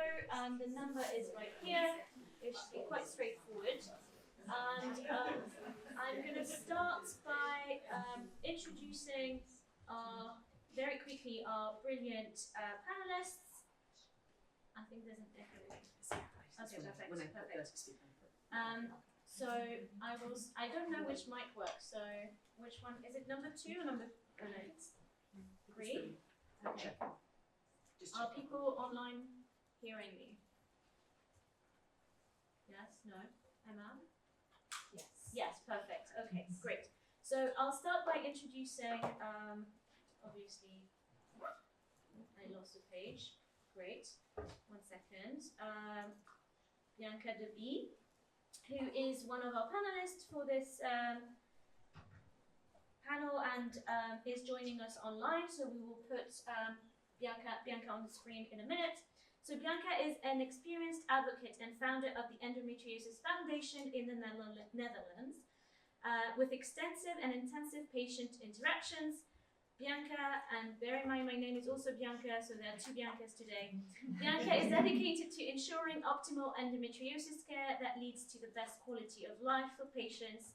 And for the past 22 years, Bianca has been actively involved in advocating for patient interests in daily care and has been engaged in scientific research for the last 10 years. So Bianca, thank you for joining us online today. And our other 2 panelists here today are also brilliant women. So we have Jennifer Moore. Yeah. Jen is an alumna from Newnham College, Cambridge. You matriculated or graduated in 2007? Matriculated in 2007. Is an endometriosis and adenomyosis campaigner and educator and author. Using her first-hand experiences of these conditions to drive change in the healthcare sector here in the UK and beyond, known as Jen.endometriosis, is that correct? Yeah. On social media, her work extends far beyond the online realm, working with organisations such as the NHS, the University of Cambridge, pharmaceutical companies, national charities, and the All-Party Parliamentary Group for Endometriosis. Jen's advocacy has been featured on BBC, ITV, and numerous newspapers and publications, and her first book, called Endometriosis, is published in June 2025, so please have a look for that as well. And our final panelist is Katarina Steinfeld-Olbers, and And Karoune is the founder of the Child Endometriosis Foundation in Sweden, and the first and only non-governmental organization in the world dedicated exclusively to advocating for childhood endometriosis. She's committed to ensuring that children and adolescents suffering from this often overlooked condition receive the care, recognition, and support they deserve. So I'd like to please give a round of applause to our brilliant panelists today. So I'll just ask first. Yeah, 1 second. Is the sound working for you, Bianca? Perfect. Okay. So we can hear you from the computer, but that's very. Yeah, maybe that way. Let's try. No? Can we do something with the mic? It's unfortunately not. It's not it's working. not The yeah, speakers, that's because we're going to try to put it through here, but it's unfortunately not working. Yeah, we'll see how it goes. And well, I'll start with the. Oh, there's an echo now. I think when Bianca talks, I'll unmute. Okay, brilliant. Thank you so much. Logistical problems, right? So I'll start with the first question, and this is a question for all of you coming from different countries, is first of all, have you been involved in any AI research for women's health? And if so, could you share your experience with us? And if not, do you think you or any other patients in your communities would be happy to be involved? And I'll start with maybe you, Jen? Yeah. So, yes is the short answer. There's a lot of talk about AI and its implementation in things like endometriosis, adenomyosis. And all of the surgeons that I speak to are very, very excited about it, like a new toy. But they are also very aware of its limitations. And they are slightly nervous, I would say, about what inputs are being fed into AI, which would then determine what we get out of it. So, for example, politicians get very excited about saying things like, oh, AI can read the scan and then we can shorten diagnosis times for endometriosis. But if the person that's setting up that system doesn't know how to spot all of the forms of endometriosis, then the AI is also going to miss it. So it is emerging and there is a lot of talk about it, and they are trying to understand how they can avoid re-embedding the mistakes that we've sort of had in the past. In terms of do I think anyone in the sort of endo community would be up for it? Yeah, I think so. I think that is a community of women who have been ignored, dismissed, and forgotten about for far too long and left in suffering for decades sometimes. And yeah, anything that kind of comes out to potentially change that, then yeah, they are desperate for relief and they would be interested. But I do think they are nervous as well about protecting that information. What does that look like? And all those kind of things. So I think it's a cautious optimism from what I've seen and what I've spoken to people about. But yeah, it's definitely, it's got potential, but it's how do you iron out those and not reinforce existing misinformation and myths and stereotypes.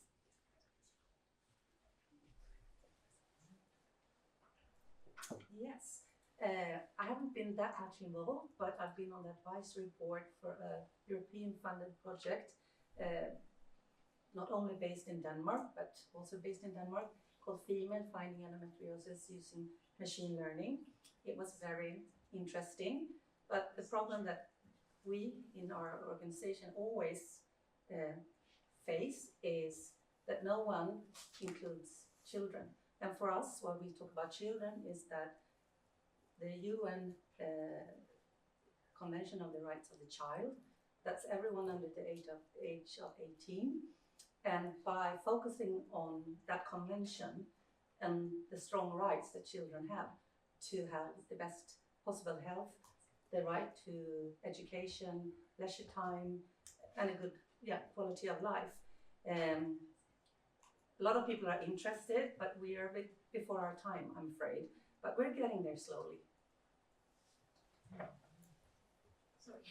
Thank you very much. And Bianca, would you like to also share your experience being involved in research for women's health in the Netherlands? Yes, as an endometriosis patient advocate, I'm not that involved yet, but they have asked questions about it.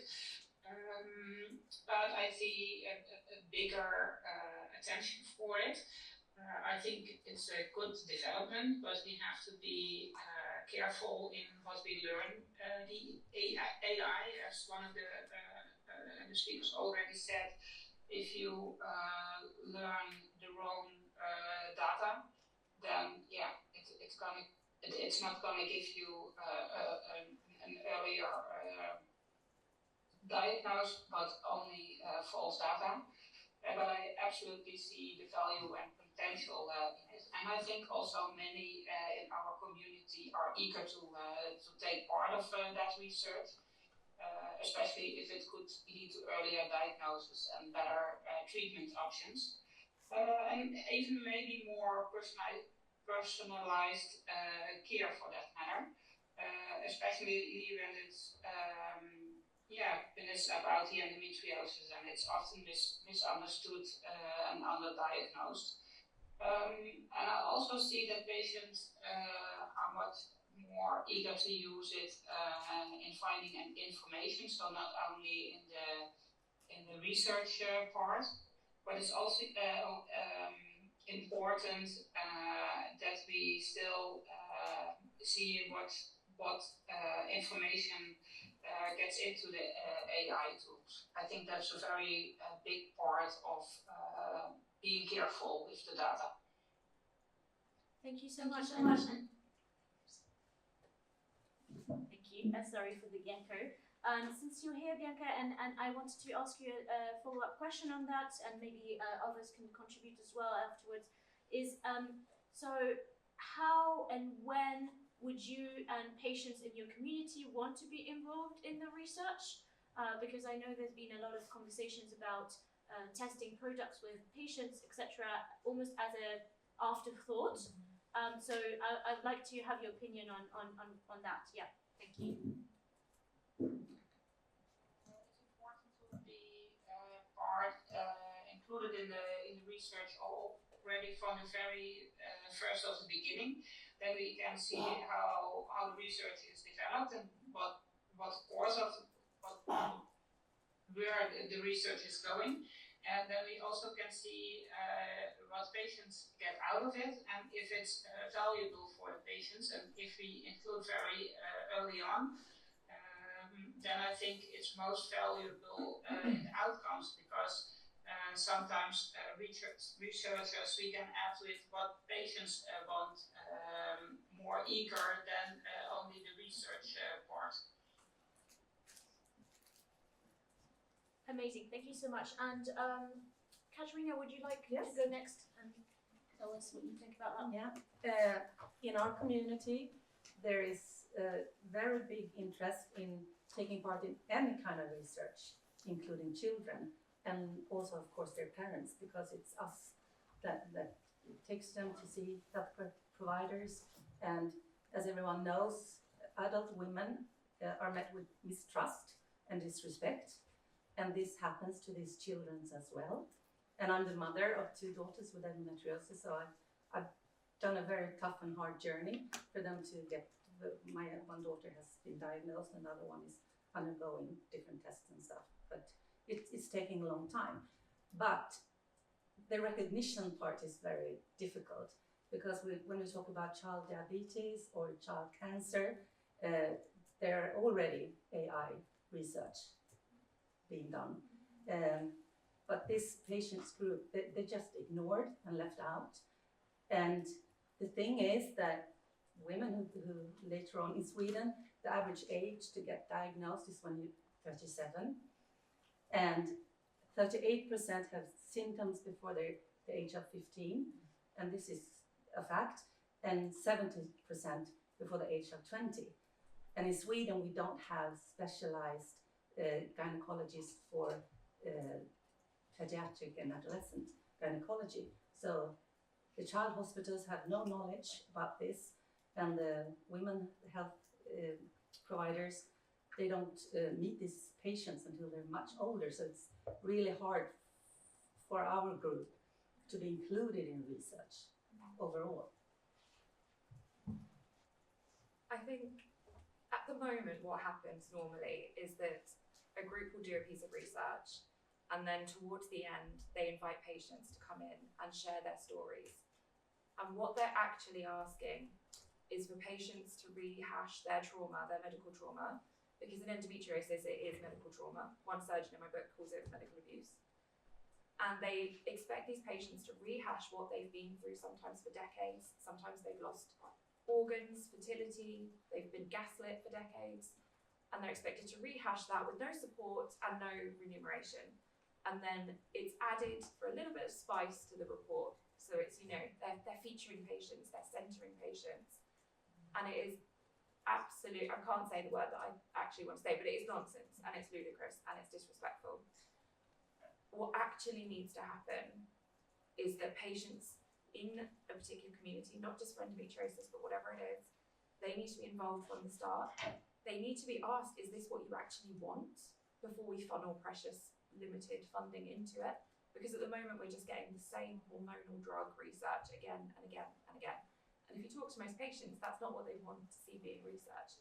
They quite like a cure, actually, not just a band-aid that gives you far more side effects than you've ever had to deal with. So patients need to be involved in a meaningful way, not just as a tick box. And they need to be involved from the start and throughout the whole process.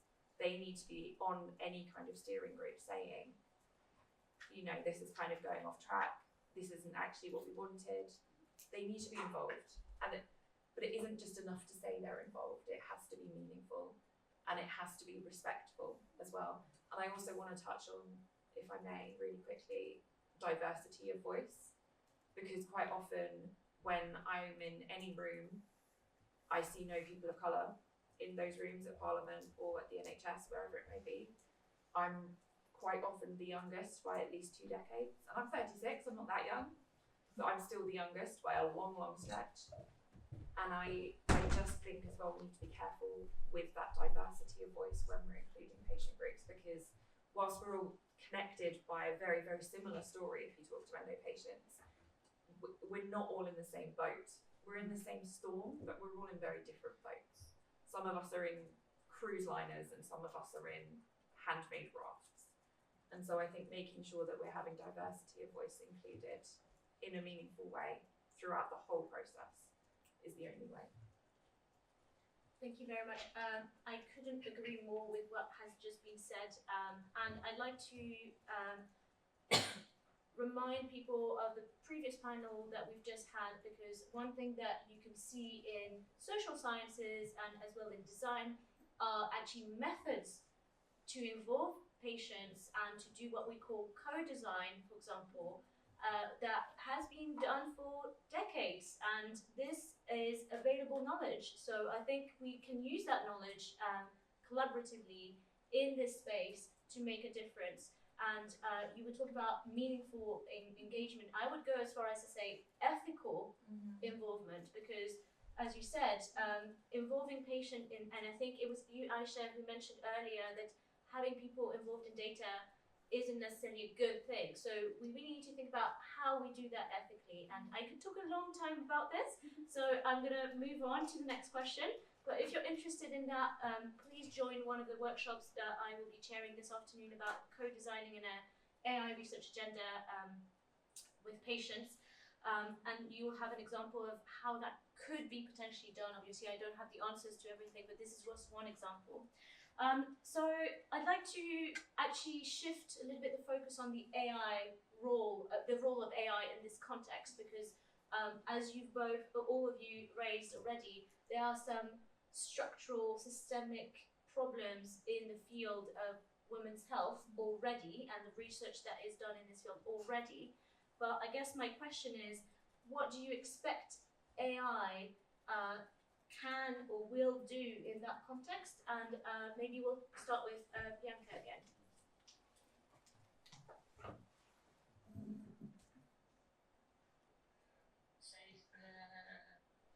That I couldn't agree more with the former speaker.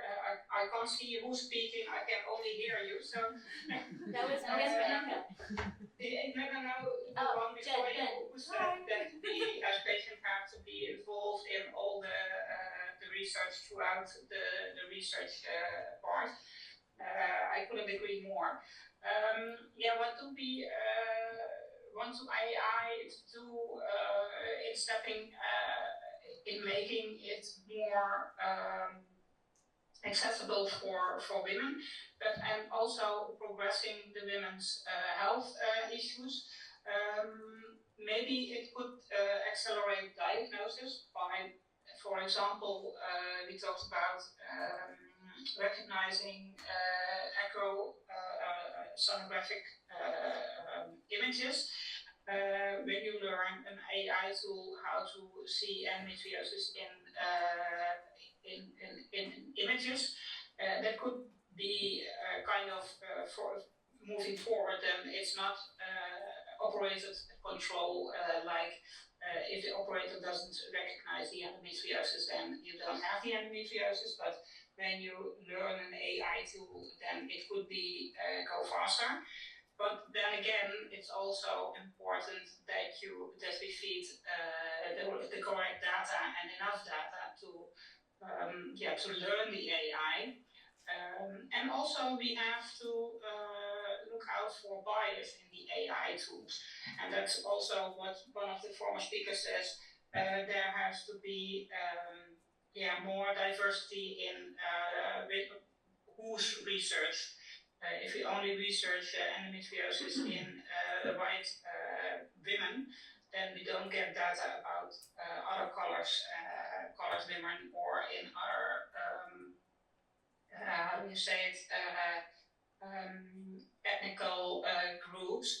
So it's important to be as included as possible. But as we now see, we saw it also in the World Congress on endometriosis, which was 2 weeks ago. There is less data which is included. The bigger part or a big part is only done in white women of a certain age, and not including children, as we heard from one of the other speakers. So I think it's important that we feed the AI tool and the research as included as how do you say it, as diverse as possible. And maybe it's also a tool which can predict symptoms, like in the earlier part, the symptom tracking devices, like keeping up with your period, and maybe a tool can say, hey, this is, I see a change, or I see that you have more bleeding than normal. But then again, what's normal? But that's also something we learned too. So I think it's important to be transparent, and it has to be ethical. What we use the AI tools for. And also patients have accountability in what do they feed the tools they are using.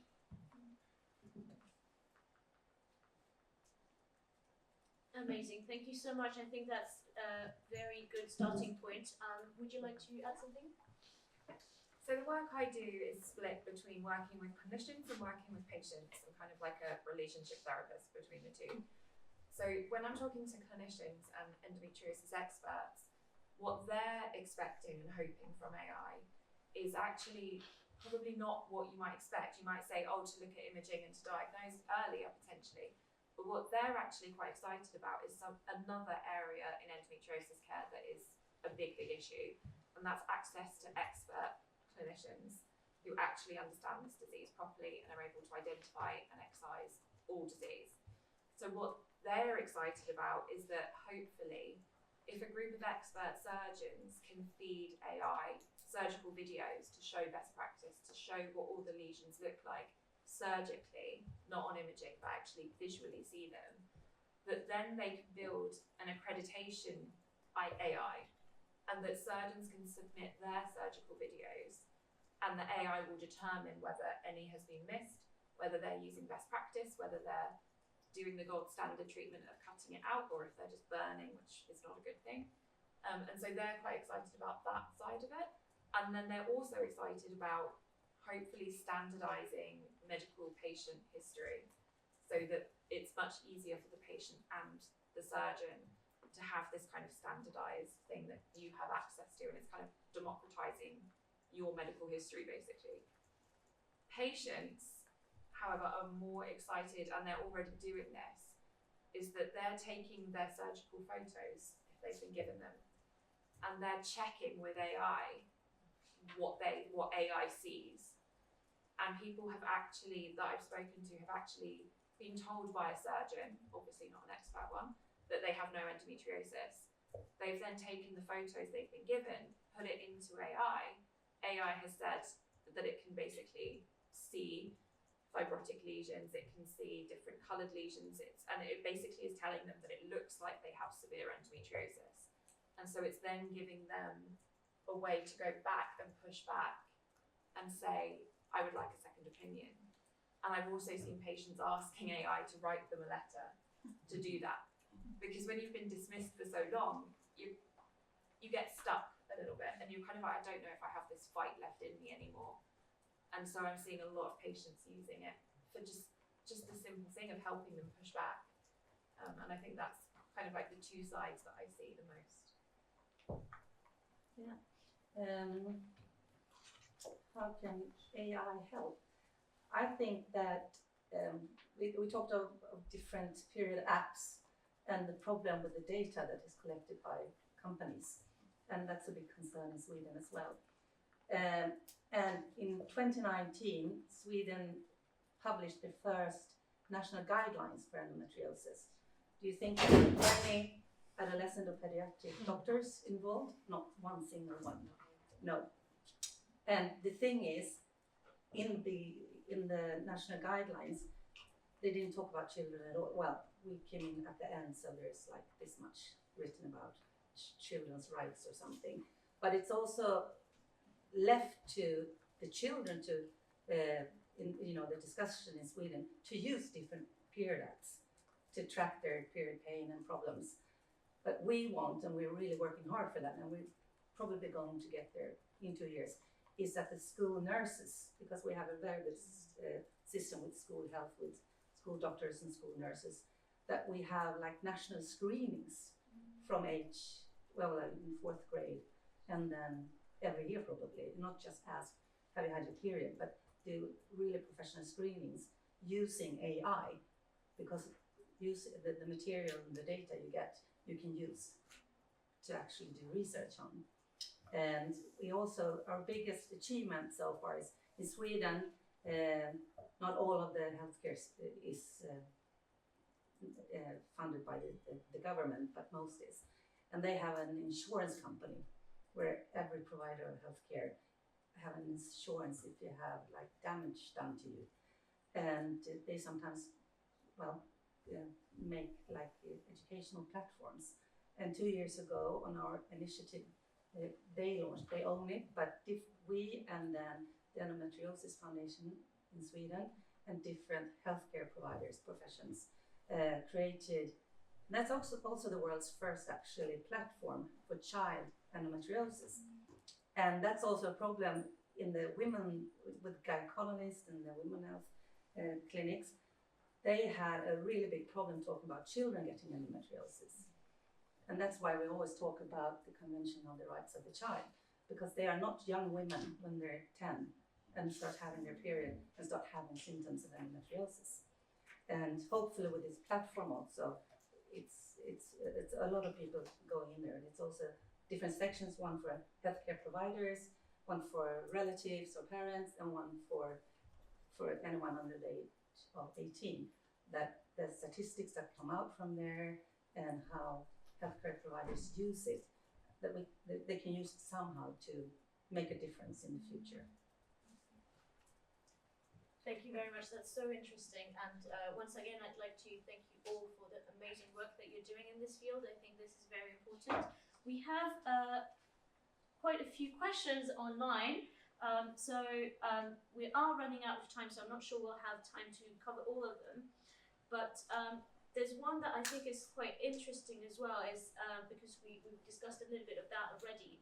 And one question is that a lot of us in this room, and maybe online as well, are very deep into academic research.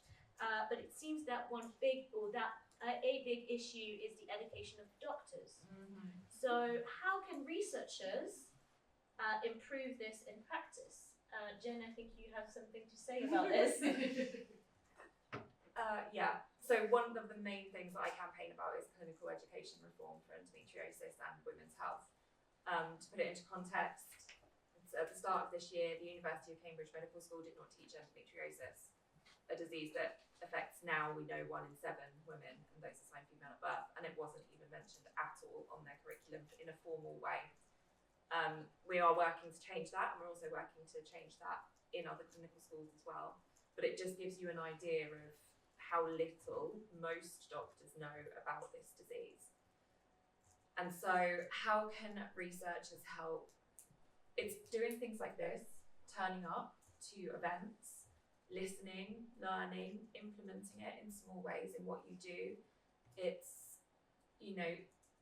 working collaboratively with other people in other, you've got different fields, thank you.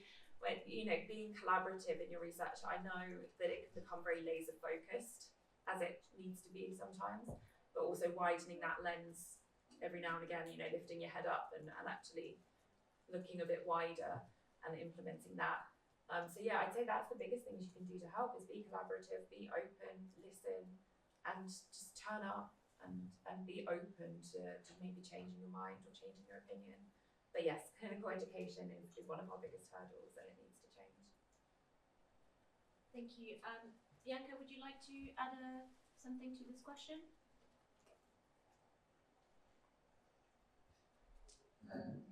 With you very much. In Holland we see already a change. Here it is taught, and we are involved in minors doing so with students, and then one part is to do a minor about endometriosis. Is part of the education in health. And they have a day that we come in as a patient organization and tell about the disease and what it does and how it impacts your life. So that's already a good step forward, but it's also for the clinicians who are already out of school and are operating and seeing patients. I think it's important that endometriosis is talked also about at medical conferences, and also I think that's the most part of educating them, spreading the word, turning up at conferences like this.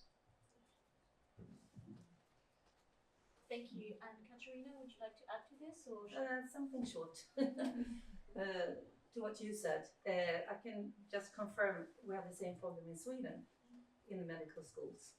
It's not taught, and then also the course in or what do you call it? The course in pain. It's not mandatory. So the knowledge is so low. It's it's horrible. That's all I wanted to add. And it's not just gynae either. We need to educate all clinicians, because we know it's a whole body disease. So we need to be making sure that that encompasses every clinician. That they don't need to be experts, obviously that's unreasonable, but they need to know what it is and recognise red flags and then know who to refer on to. That should just be basic. Once again, I agree with everything that has been said. I would like to perhaps have a last question if we have time. No, we don't. Not really, we don't have time. Right. Well, please come and talk to our speakers at the lunch break to have more information about their different work in different countries. And obviously Bianca is joining us online, but you can also contact Bianca on the Zoom chat. And I'd like to say thank you again to all amazing, amazing panelists for joining us today. I think your perspectives and experiences and your work is extremely valuable. So thank you very much.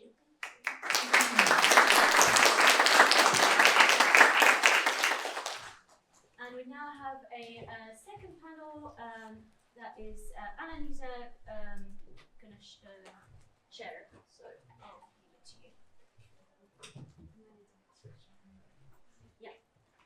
So this is I'm just gonna move into a bit of AI application. So I'll invite the panelists come forward. So Robert and Michelle and Bianca. I'll try to sit anyway, so I'm not in the way.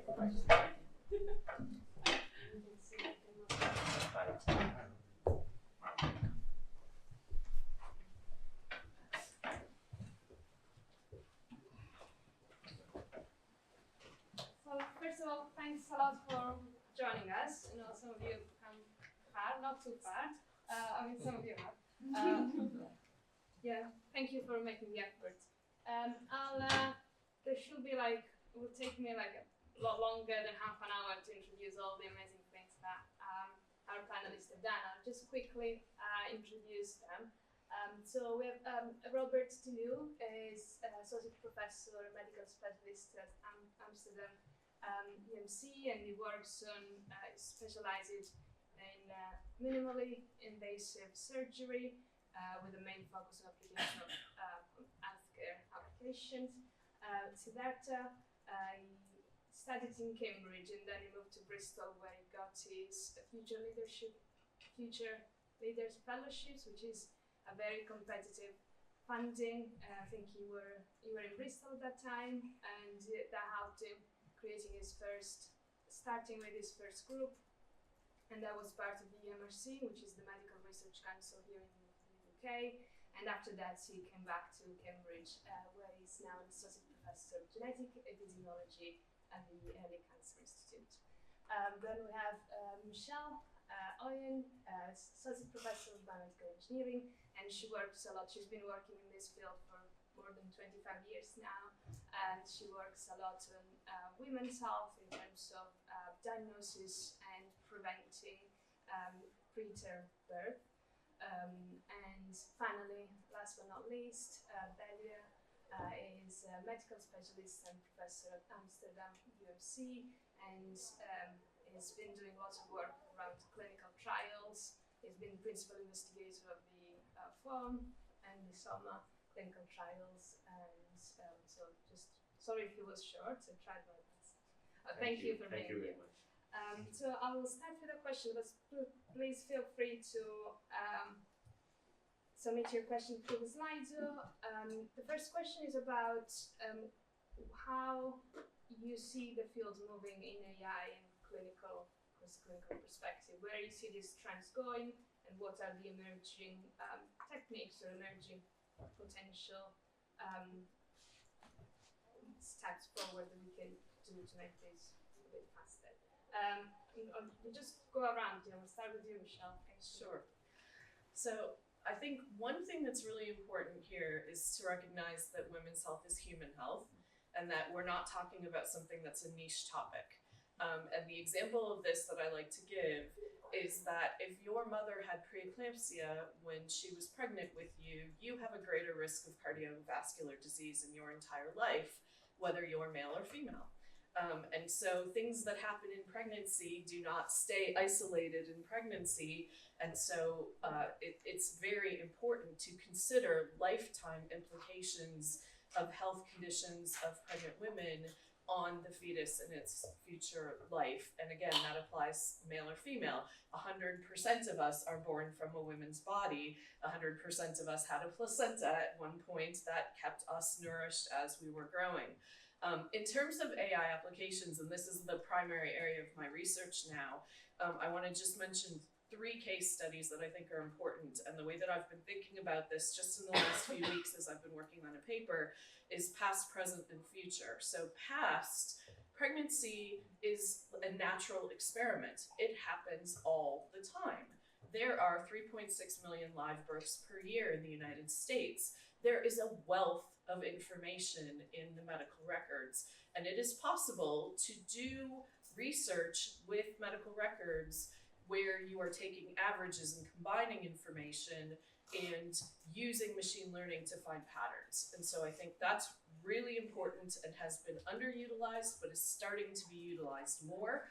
But in terms of better diagnosis, that could really improve things for preeclampsia, for fetal growth restriction, for gestational diabetes, for all of these conditions in pregnancy that affect large proportions of pregnancies and that have lifetime implications. In terms of present, our primary work over the last few years has been using combinations of clinical data sets from medical records and ultrasound imaging. And ultrasound imaging has been divorced from the rest of radiology. So whereas you've seen 85% of the applications to the FDA using AI have been in radiology, but it's completely missing women's health because ultrasound takes place in OBGYN doctors' offices, not in standard radiology. The images aren't even always saved. That was the first thing we did during our clinical trial, was have to ask the sonographers to save the images so we could do machine learning on the imaging data sets.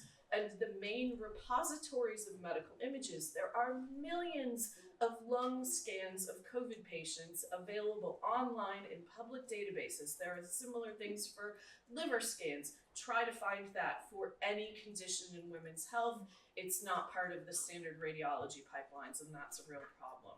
And the final point I want to make is that looking to the future, and this is something I'm very interested in terms of mechanistic modeling, not just statistical learning, but taking what we learn from machine learning and putting it into mechanistic models. And this is why I've gotten involved with the digital twins community, because it is difficult to do experiments on pregnant women for very good ethical reasons, but that's where AI and machine learning actually have the potential to really dramatically change pregnancy care, because we can use all of this data, mine the medical records, but then put it forward into mechanistic physics-based models where we can try to understand how things develop, how they evolve, how they change over time.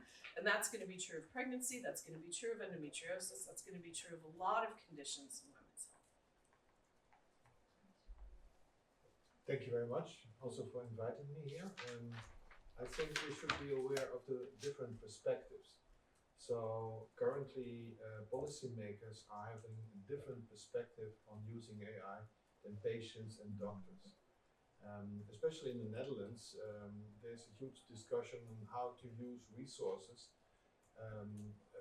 especially focusing on AI, to deal with the shortage of personnel in healthcare.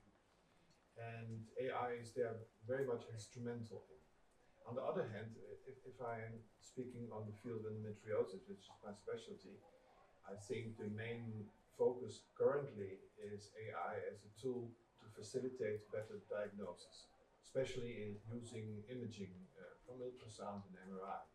And I think this will be the main application for the near future. But on the other hand, it may also aid patients in symptom tracking and empowering them to go to their general practitioners and to make a case that they may be at risk for having endometriosis, and to have a referral. So this may speed up diagnosis anyway.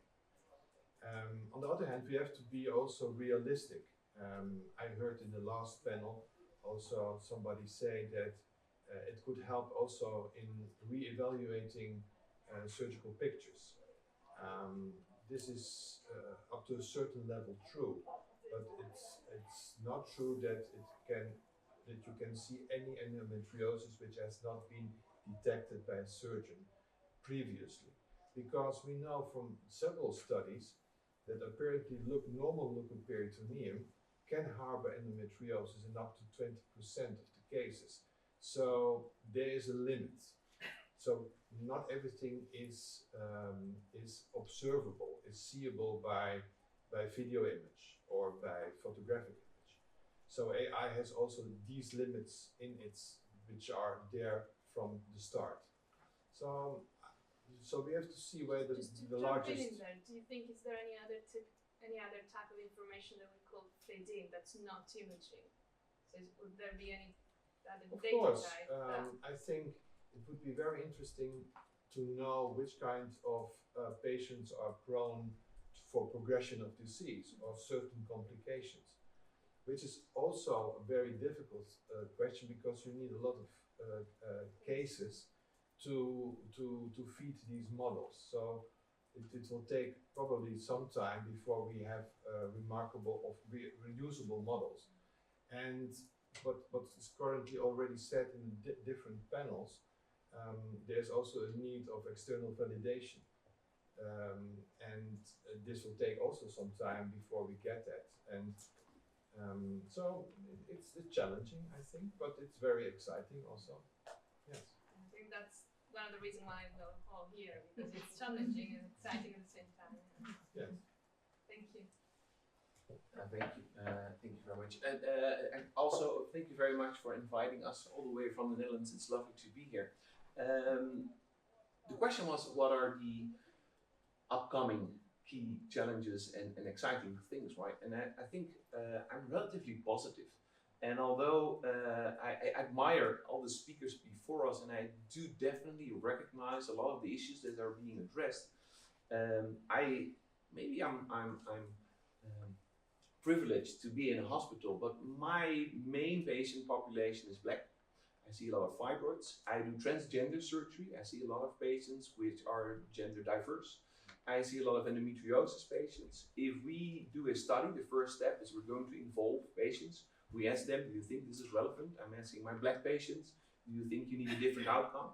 We then define a holistic outcome set. We're not looking at pain anymore. We're looking at quality of life. We're involving all aspects that are relevant for that patient in that study.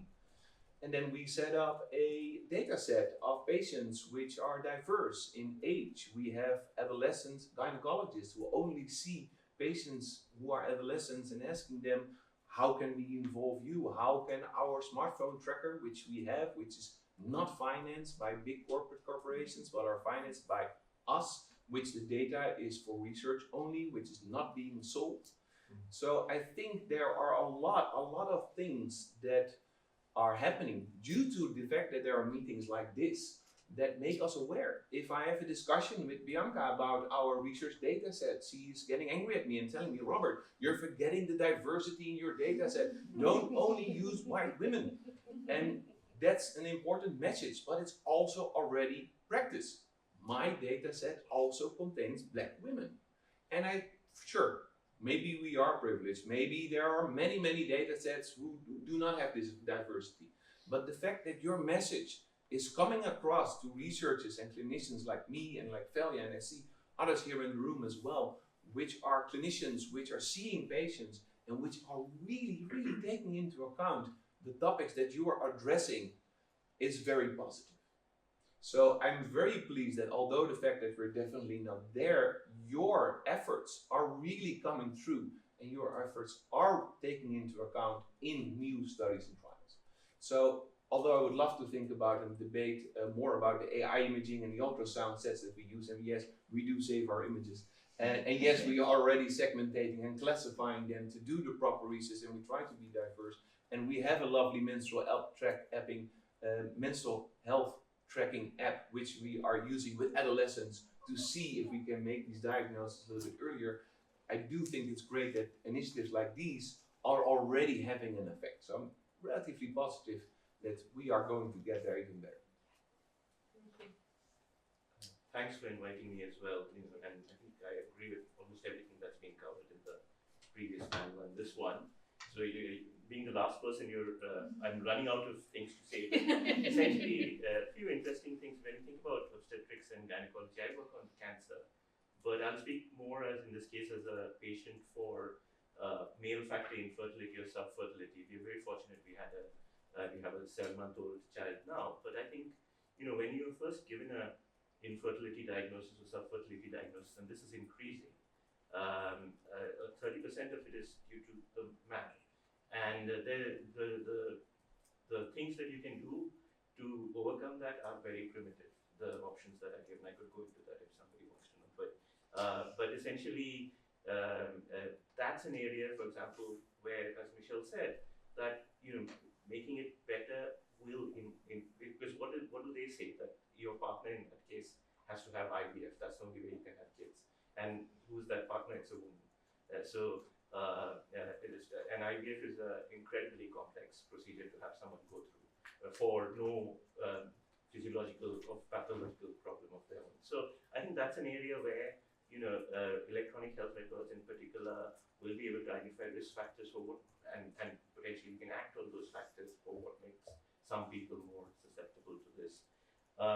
I totally agree that we need more good intergenerational studies. So in Bristol in the southwest, there's something called the A1 longitudinal study of parents and children. It's been running since the late 1980s, where now 3 generations have been tracked. So you actually have this sort of data that Michelle was referring to. And just to give you an example, as doctors now, when we counsel somebody about what to take or what not to take in pregnancy, there's this obviously everybody's on the side of caution and saying you can't take 101 drugs, and maybe actually a lot of those drugs are safe. We just haven't mined the data well enough. So that's an exciting area where I think this is going to change things. Again, going through pregnancy, we've had several scans, more scans than usual, and the NHS, for example, can't give you more than 2 scans as a default because of resource constraints. And I think resource constraint is another area which, just to address the diversity question, I did my medical training and practice in India, and I think it's really important when you think about diversity in the Western countries to also try and do something about doing more research in countries where Black women are not diverse, or South Asian women are not diverse. What I'm trying to say is where they are in the majority, because ultimately with AI, one of the biggest problems is you need large data sets, and you're not going to get an extremely large diverse data set in the Netherlands, no matter how hard you try. And the inferences you make from that may not be the best as you would perhaps if you go in Mumbai and doing a South Asian data set there. So that is, I think, something that that we can go on. There's several things to say, but I'll pass it back to Michelle. I think for the next question, we'll start from sure. you, so at the end, Michelle. It's good to sit in the middle. We have enough time, anyway, so we'll start from you next. The next question I'd like to ask is about the challenges. So we've been talking about all the different challenges that we had. But if we had to put them in order, so there are like ethical challenges, technical challenges, challenges related to patient involvement.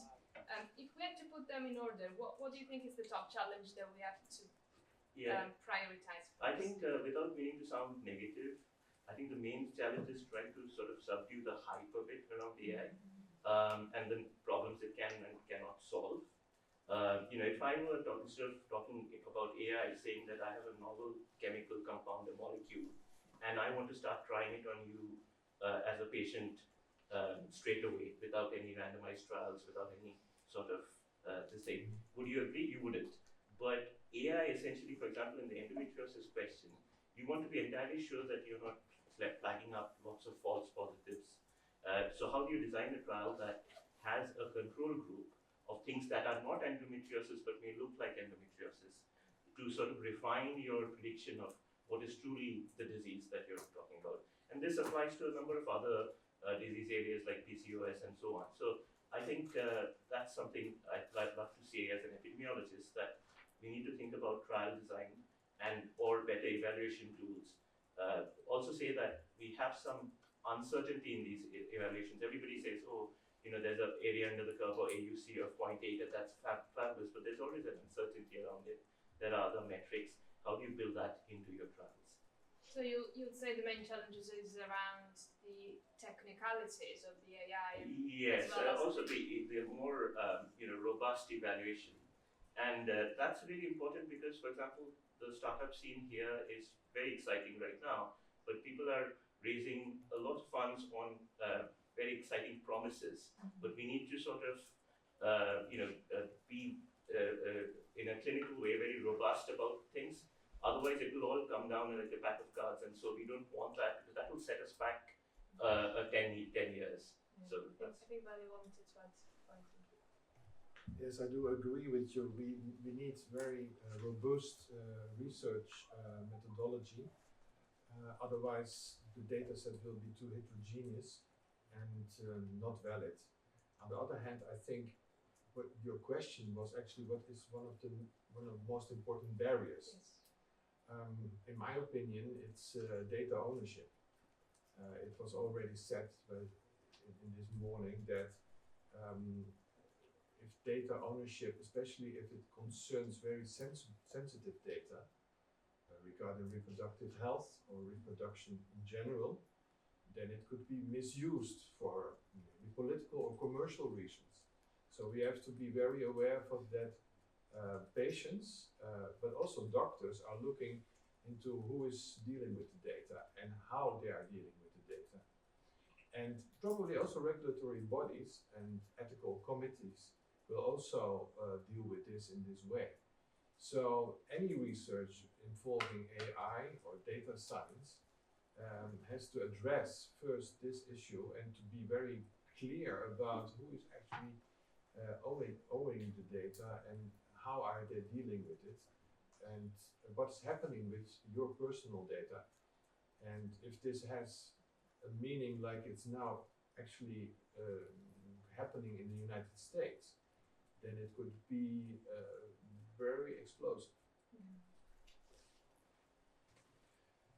Yeah, so that's interesting because my biggest barrier is a little bit like this, but the other way around. So my biggest barrier in the current research that I'm doing is legislation, right? And that's due to the big corporate fundings, right? So for example, Facebook is sharing your data with, well, let's say parties that you weren't aware of. So we get a European legislation, the GDPR, which now says, well, you know, we have to be careful, you have to be transparent, and etc., which is good for Facebook, which is very annoying for me. Because now what happens is that I'm making a menstrual health tracker. I have to make this a classical medical device, which now it needs a CE mark, which is fine, which I still think is good, but it's so expensive that the only way to do this properly is with the funding that only the Facebook had to start with. So now we make legislation to stop Facebook making misuse of their data, and the only thing it did is preventing me of getting the data. Facebook can still do it because for them the budget and even the lawsuit isn't really a big issue. But I am being limited from my university out saying, Robert, you cannot do this, you cannot do that. And having a CE mark in the Netherlands is costing me about 100,000 euros a year, every year, to get this class 2 certification, which is unfundable for me because where am I going to get this money from? For Facebook, that's not an issue. So what happens is that trying to prevent and trying to protect women for safe data, which I think is very important and is very good, we are also giving me as a researcher a very big barrier of which, you know, it's getting borderline impossible to do proper research because I cannot apply and I cannot, you know, the legislation is becoming too difficult and too expensive usually. The ethical permissions to do relatively simple research can take months and months to get them through because I'm doing something which, you know, might be very terrifying, which Facebook and LinkedIn is doing for 10 and 20 years and will keep on doing. So we've been limiting, at least in my experience, me more than those that we were trying to limit in these things. So for me, that's a very big problem in doing proper research. I agree with Toya, you know, you need to be transparent. Where is the data going? To be honest, I think the data is very safe in my hands. But fair enough, I'm biased because, you know, probably I'm misusing the data as well, which I don't think I'm doing as a university, but fair enough. But I'm not even able to get the data anymore because I'm being held back because of, well, mainly lawyers and ethical boards. Yeah, no, I think that's a shared concern across anyone who's been working in research, and just getting the data is getting more and more challenging because of all this regulation. And in the meantime, those who we want to prevent to get the data still have all the data. Yeah, that's right. They're just laughing. Yeah, I think we had a bit of talk about this with Dimitra earlier. It's very challenging. It seems like they're kind of stopping us from getting the data while someone else is just getting because they know they can afford paying answered. So thank you. I think that's probably one of the biggest challenges that's stopping research in that field anyway. So without the right data, access to the right data, there isn't anything we can do. So I think research funding for women's health in general is a problem, and it has been for a long time. The US released a big report on women's health research funding. It's freely available from the National Academies of Medicine, Engineering, and Sciences. It showed that the current percentage of National Institutes of Health funding that's going towards women's health is 7%, and that proportion has been going down. So as the NIH budget had been going up, the proportion going to women's health had been going down. And of the funding that was in the area of women's health, more than half was for breast cancer, and the other less than half was for all other women's health combined. So we have a little bit of a PR problem, especially when it comes to things that have to do with the uterus. And so actually over the summer, I went and read a book from 2000 that was about basically how did we get here? It was about the revolution in breast cancer research and funding. And it was talking about the fact that around 2000, there was a very active patient group set of people who really lobbied their members of Congress. And it was right at the cusp of there being more women in the US Congress than had historically been true. It's still only like 18%, but it's more than it had been in the past. And what happened was that women on both sides of the political aisle could agree that breast cancer was a great thing to support because it didn't have to do with the uterus and therefore didn't involve abortion politics in the US. So that's the history of how we got to where we were. And in fact, one of the leading funders for breast cancer research in the US isn't the NIH, it's the Department of Defense. And of course, that's the one place where budgets never go down in the US. And they've had essentially buried this breast cancer funding and also prostate cancer funding in this defense research medical thing. No funding for the other 50% of diseases. So not only was more than 50% of the NIH funding going to breast cancer, that wasn't addressing all of the other women's health conditions, including pregnancy, including, when we look at women's health, it really falls into three categories: things that only affect women, things that affect women differently, like cardiovascular disease, women's heart attacks are different, and then things that affect women disproportionately. We have more autoimmune disease than anyone else. And so unless we get more funding for things that are not breast cancer, women's health as a whole is going to be a problem, and it's going to be a problem across all of these areas: women's cardiovascular disease, women's autoimmune disease, in addition to things that do have to do with the uterus, which I'm sorry, are just completely toxic in the US right now, and I'm so glad to be here at the moment. Thank you all. Just conscious of time, I just want to close on a positive note. That one of the questions that we got on the slide is, of course, big companies are advancing the field, but they also have lots of data.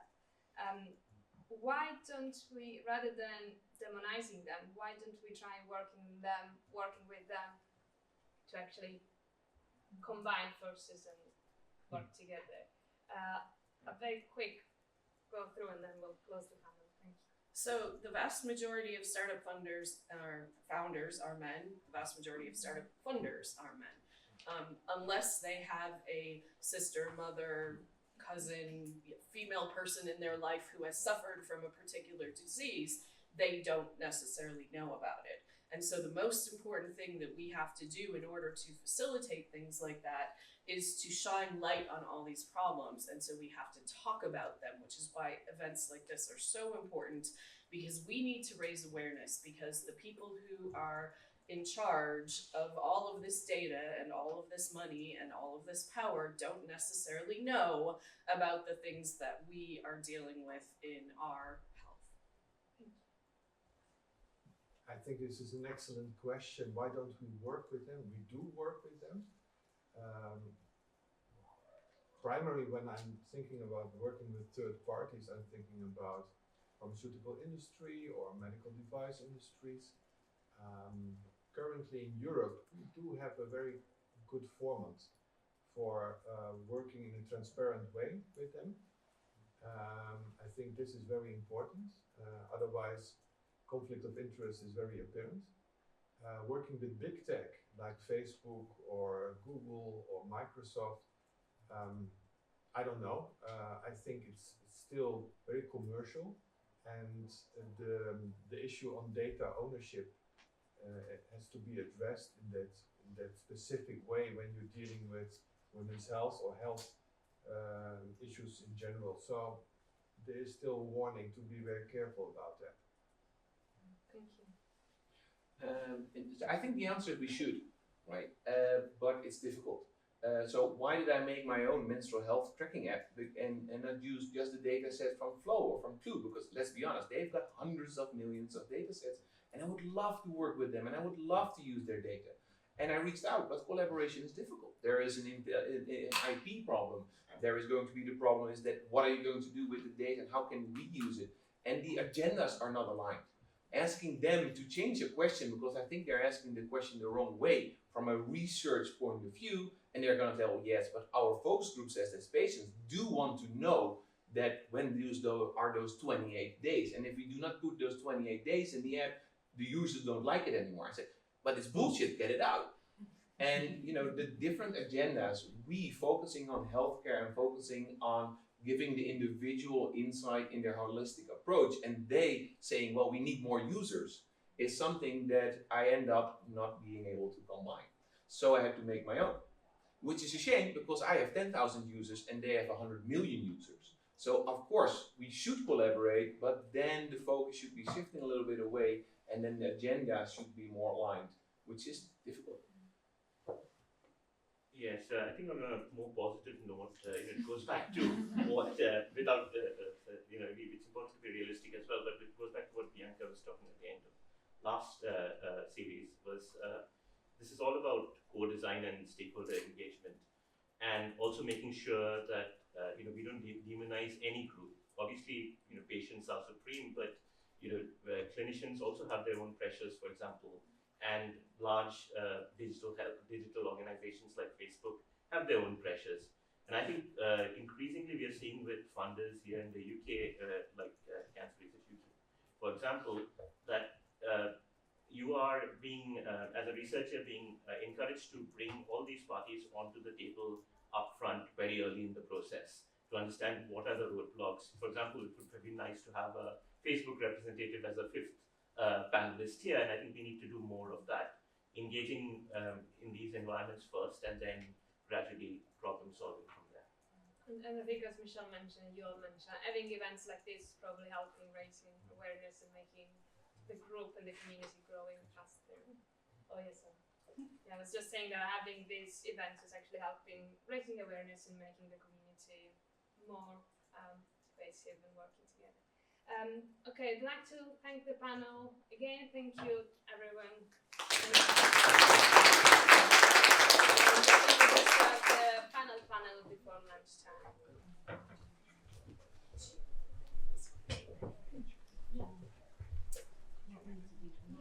Yeah, do you mind? Sorry.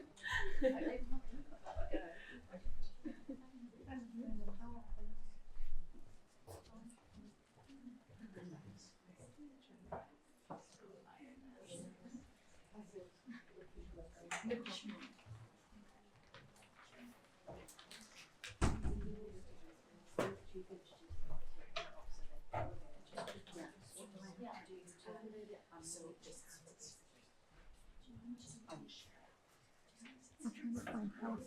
Where is Convenors? Okay,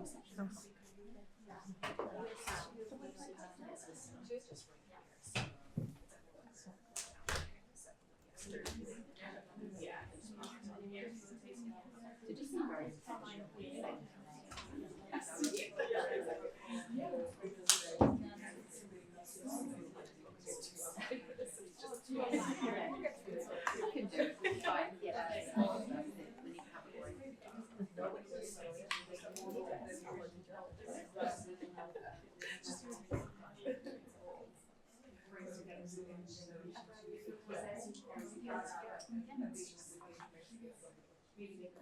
Okay, so for our last panel before lunch, we have, it's about involving patients who are assigned female at birth in AI research. So we have 3 amazing panelists. We have 2 online, which you'll see in a second, and we have Nicole with us. So Nicole is from Amsterdam UMC. She's a consultant gynecologist specializing in benign gynecology with a special interest in pediatric and adolescent gynecology and ultrasound imaging techniques.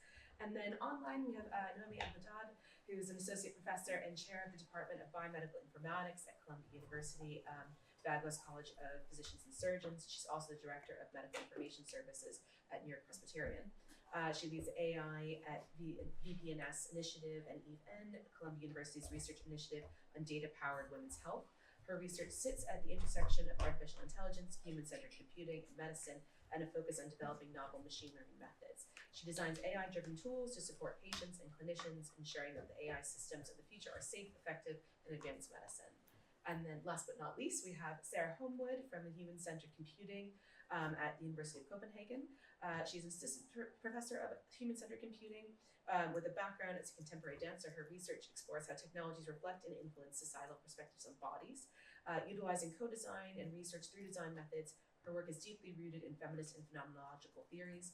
Sarah has conducted extensive research on self-tracking technologies focusing on ovulation, menopause, menstrual tracking, and gut health. Her fertility tracking device Ovum won the Danish Design Award for Innovative Concept in 2021, and currently her research addresses the design of technologies for chronic illnesses such as post-COVID syndrome and chronic fatigue, and how inclusive methods can be developed to involve people with chronic conditions in participatory design processes. So thank you both so much for being here. I hope you can hear me, and we're going to try our best with the sound here. But so the first question is just sort of a broad question. So how have you involved assigned female at birth patients in your research, and what does this look like? How have you done this? So we will start with Nicole because she's here, and then we'll go to Thank you. Thank you for the introduction. Thank you for being here. How do I involve patients in daily practice? So in daily practice, I work as a gynecologist, seeing a lot. I think half of my outpatient clinic work involves adolescents, mainly adolescents with menstrual complaints. Yeah, I think mainly menstrual complaints. So I do try to involve them and get them involved and try to get them motivated to participate in our research, which is also the main challenge. I think adolescents are really, really fun but challenging to work with because they at first seem to be very motivated and willing to help you. But then life goes on and they don't see you anymore and they are constantly on their phone, not using it as a phone. That's the one thing I've learned working with adolescents. So when I try to call them, did you think about participating in research? How do you feel about it? What are your thoughts about it? They don't pick up. They just don't. You can call in the morning, in the evening, after work. They don't pick up. So they don't use it as a phone. They use it to send other than looking videos at TikTok, etc. Use it for WhatsApp or anything like that, but not as a phone. So we need to change our way to communicate with, or I need to change my ways in communicating with adolescents differently than I'm used to when working with adult women. Thank you so much. So maybe can we start online with Noemi? Sure. Hi everyone. I'm sorry I cannot be here with you guys over there. Let's see. Most of my research on women's health involves patients and individuals. I guess I'll mention primarily work that I've been doing in endometriosis, where we have used principles of citizen science to engage patients and people who think might have endometriosis in telling us about their condition. And the idea of the principles of citizen science is that we can co-design technology with them, but really patients should be more than co-designers. They should actually be full partners in research. And so that also means deciding on the questions, deciding on what data gets collected, deciding on how how the research goes and where it leads in terms of what it means for women's health. So the kind of work I've done is for the past now 7 years, and we have an app called Fendo that helps patients track their endometriosis. And the goal of the app is to both be able to reflect the lived experiences of endometriosis day to day, but also provide scientific data that can be used to study the disease and learn more about the disease in a way that's complementary to other data sources like the one that were discussed in the previous panel. We have right now about nearly 20,000 participants in the study. About 8,000 of them are in the US, the rest is across the world. And it takes a lot of work to engage patients in that way, but it's been really, really rewarding. Thank you so much. And Sarah? Yes, thanks for having me as well. So my research is quite different. I would say I'm a kind of more design-based practitioner. I'm not a clinician. My training is in interaction design, so I'm working with much smaller groups of patients, and I wouldn't necessarily call them patients because the people I'm working with, it's not always through a clinical channel. Sometimes I'm working with a clinic, but very often it's people that I recruit outside of those channels. So we call them users of technology or participants. And my research is very much forward-looking into kind of how do we want health technologies to be in the future. Very speculative, very open.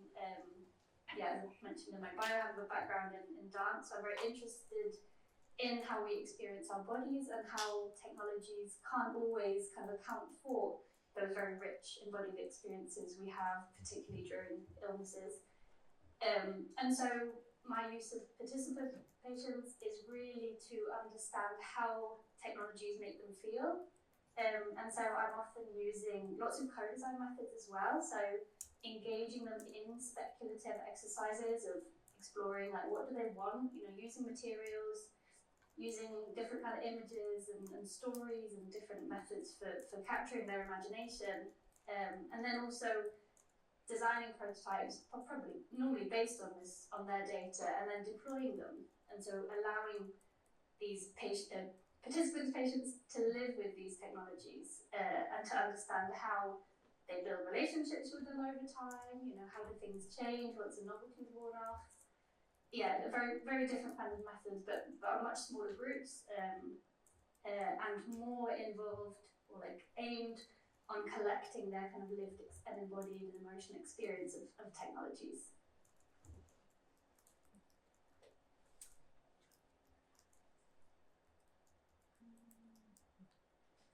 Thank you. Just want to make sure we're not echoing for everybody. Thank you. Those are really amazing avenues of research, and excited to hear more about it as we keep talking. So the second question that I kind of wanted to ask was sort of what have you learned from working with patients? Why is that what you learn from working with patients important for women's health? So what have I learned from patients? I think I shortly addressed the question a bit before. But as was also mentioned by my fellow panelist, is continuing to asking the questions: is our research, which we developed and which we thought about and which we incorporated smaller sets of patients, is it still aligned with their wishes? So sort of what we do in daily practice when I'm seeing them in the outpatient clinic is seeing if it still aligns with their ideas, with our ideas. And I think the fascinating thing about adolescents is that once they trust you, they're very open and they can be very outspoken, which is really nice to sort of have a look into how they see their body or society or their daily life or their the challenges they face, which as we are continue to sort of age, so the gap between me and the adolescents tends to get bigger. So it's really, I think adolescents are much more open in voicing what is important for them.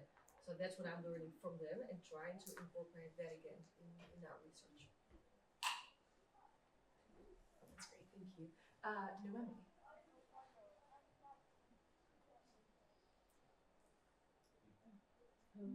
From working with patients, I would say the biggest thing for me is that there's this amazing opportunity, which is that there's not much going on for women's health. And when we ask patients and individuals, help us in advancing research in women's health using technology in my case, there's a lot of great ideas, and we can actually, because there's not much happening to start with, we can actually, kind of start from scratch in a way and allow ourselves to be to do research with the right principles. So the thing that we learned was that one, patients were extremely discerning in what they wanted from researchers and the worries that they had. We did focus groups internationally, and obviously in the US reproductive rights are in danger right now, but even in other countries there is this very clear understanding that technology can be helpful, but also privacy and security are two big issues that have to be thought about. And so they had very clear questions about what is going to be the governance of the research. Where is the data going? Who is funding you? Why are you doing the research? Who's going to have access to the data? How long will you have access to the data? Do I own the data? All sorts of really, really discerning questions. They also had questions about ethics and justice. They wanted to know that their voice was going to be represented in the right way. And those are all ongoing, active, open questions. And so it's fascinating to me that women's health is bringing in these very immediate questions that we don't know how to answer in other fields, but maybe we might have a way to answer in women's health because there's not a whole lot done already, and because it's a specific population that might be more amenable to working with research in a way that helps women's health do better. And then, questions around control. They believe in, they are intrigued, I want to say, by AI technology, and they sometimes think that it might be better giving them voice than what is current right now. And so we've heard things like, if my doctor does not believe me, this is a lot of the experiences for endometriosis patients, maybe a computer will. And they're not entirely wrong, like all of the data exist and all of the dots exist. Right now, the problem with endometriosis is that they don't get connected in the right way to provide the right diagnosis or identify the right treatment. But that's exactly what AI can do. So I think the thing that we're learning from patients is that they understand the potential, but they also understand the challenges, and they're forcing us to do research the right way in a way that's actually very innovative, even in AI. That's great, Sarah. Yeah, I think so my research very much looks at what happens when patients have access to their own data through self-tracking normally, and I think that because I'm always trying to push the boundaries in terms of what health technologies can look like. For example, one of my prototypes is a menstrual mood lighting system, so a user can program what colours they want this device to show over the menstrual cycle, and then that's reflected in the home, subtly changing colour. And they used it and I deployed it, and they used it in very, very interesting ways. And the whole idea was to try and offer this more subjective form of menstrual cycle tracking. So what colour would ovulation be for you, or PMS, and they often used it to communicate with their family, which was really interesting. But the big reflection was that they wanted the device to do more work, and actually the device was just as accurate as any menstrual cycle tracking app. It uses the same systems, right? But they perceived it as less accurate because they'd been the one to program it and had more input into it. And generally, I've found, when I'm kind of proposing to break the maybe medicalizing aesthetics that we use for health technologies that are maybe no longer necessary when they're in the home. Imagining futures that actually this can negatively impact patients' perspectives on the data that's given. So the thing I've learned is kind of how, even though from an academic point of view, this might be a kind of a better, possibly from a feminist or phenomenological point of view, a kind of better design in terms of inviting them to be part of this reading of their own body and bring their subjective knowledge into the process. Very often with women's health, and also I'm working with long COVID, chronic fatigue syndrome, which is mostly 80%, 60 to 80% experienced by women.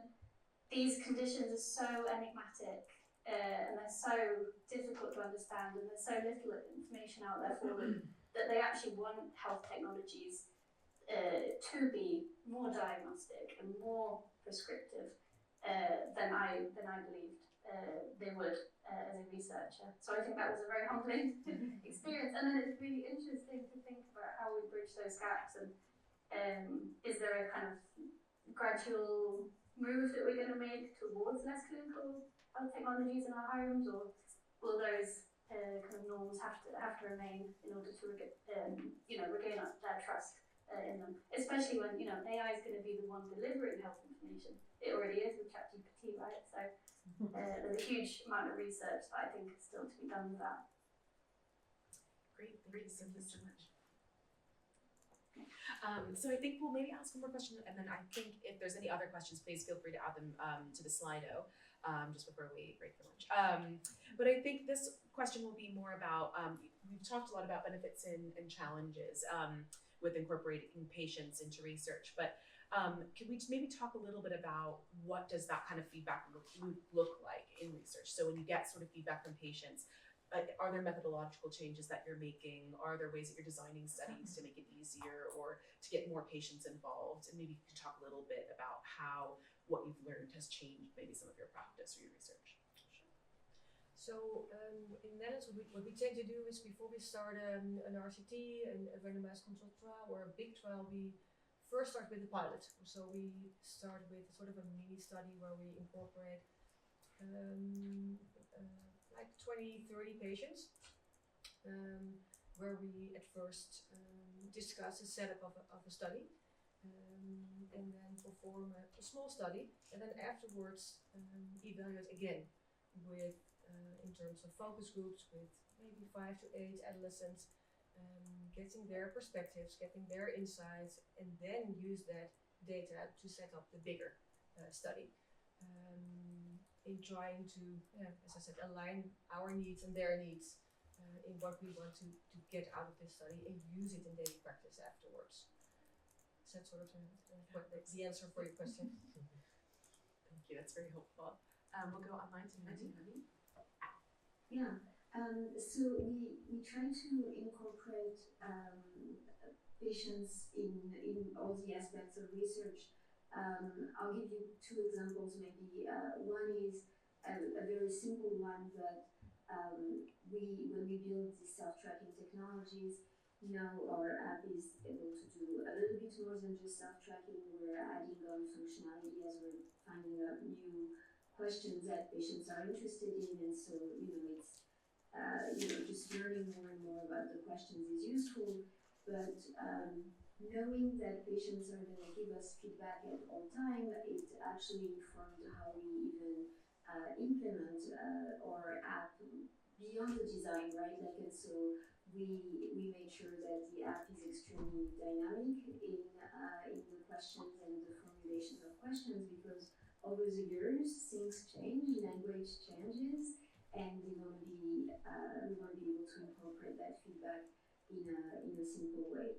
And so that kind of feedback we get from patients because we have a mechanism to ask, to poll patients regularly, but also we get just a lot of email from participants. I think because they know that we're going to respond, but it definitely happens that we just had very recently a question about could you, in the menstrual tracking part, could you change a little bit what you track this way or that way? And we're more than happy to think about it.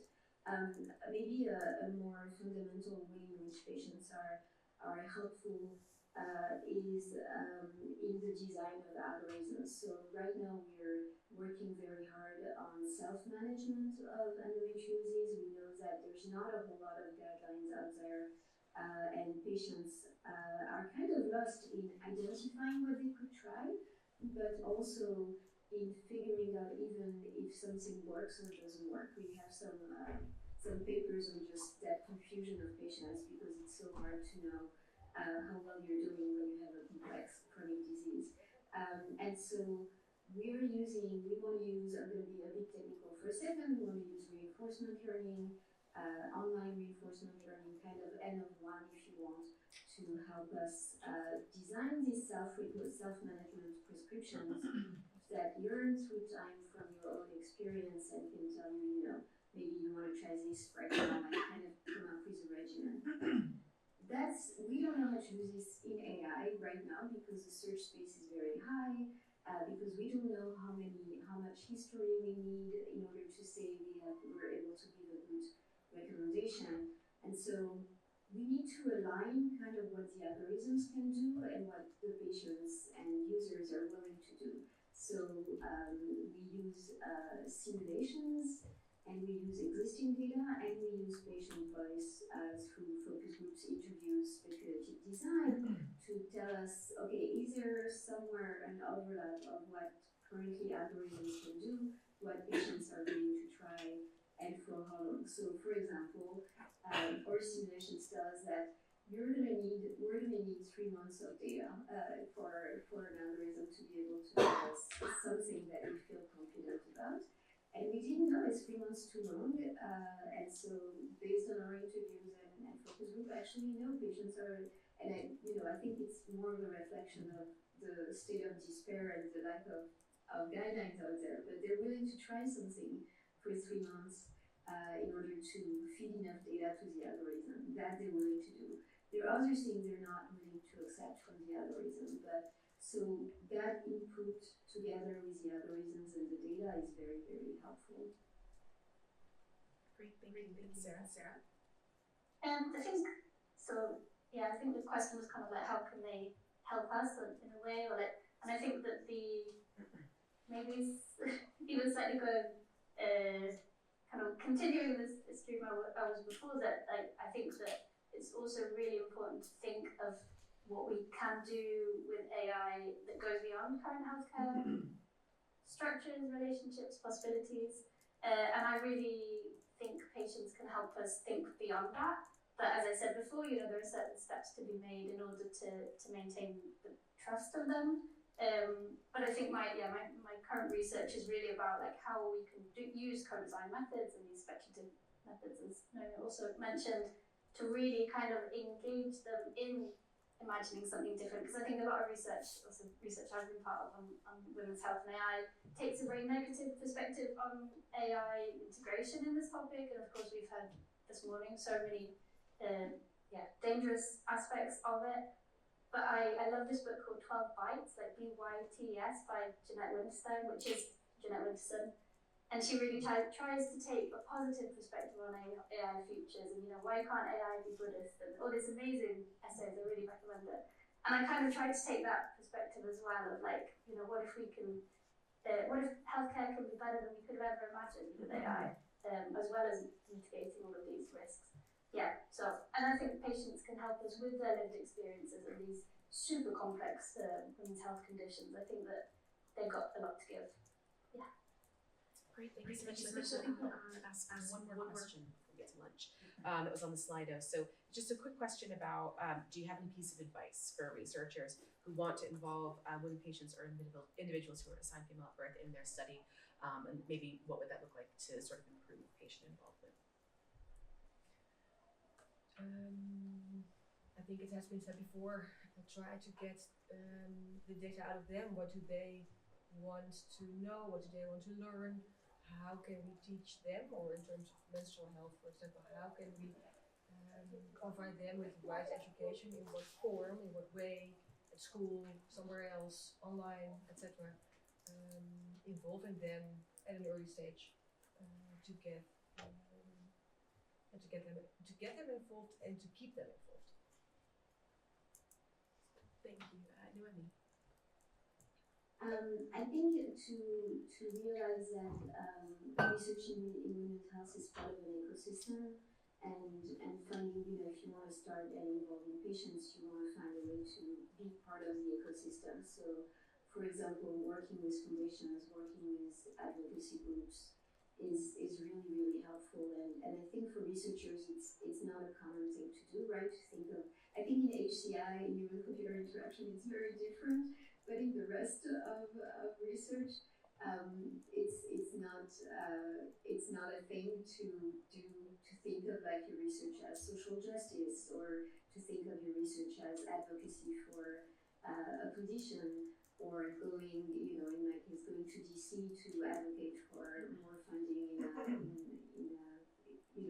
disease research or things like that. But I think it's needed, and it's a way to engage and to just learn more from all of these different stakeholders, and ideally, when that's done right, you can actually do better research. Great, and Sarah? Yeah, I think a lot about the cost of research for participants as well. Like my research with people with energy limiting conditions like long COVID and chronic fatigue syndrome, like we worked a lot on how to develop co-design method that they could actually do, because a lot of these people couldn't do a 1-hour workshop. So we developed like asynchronous methods and online methods. And I think one really key, we use a lot of crit theory to inform this project, which is a really interesting body of theory that talks about the kind of societal and political aspects of disability and chronic illness. And one key thing of that is contestation, and the right for patients to say, no, you're doing it wrong to researchers, and how to actually like build that into the research process is so important. We had a lot of contestation from our participants, but that was fantastic, and exactly how it should be. And I think especially with women's health, when there's so many areas where assumptions can be made about how people experience things. We've got centuries of subjugation against gender minorities. We've got issues with trans people, non-binary people being essentialized. It's so important that these patients have a voice throughout the whole research project, from the beginning to the end. So that would be my recommendation, I think. Great. Thank you so much. So I think probably wrap it up at that. Thank you again so much, Nicole, for being here in person, and thank you, Sarah and Noemi, for joining online as well. It's been really helpful and really insightful, so thank you all for joining.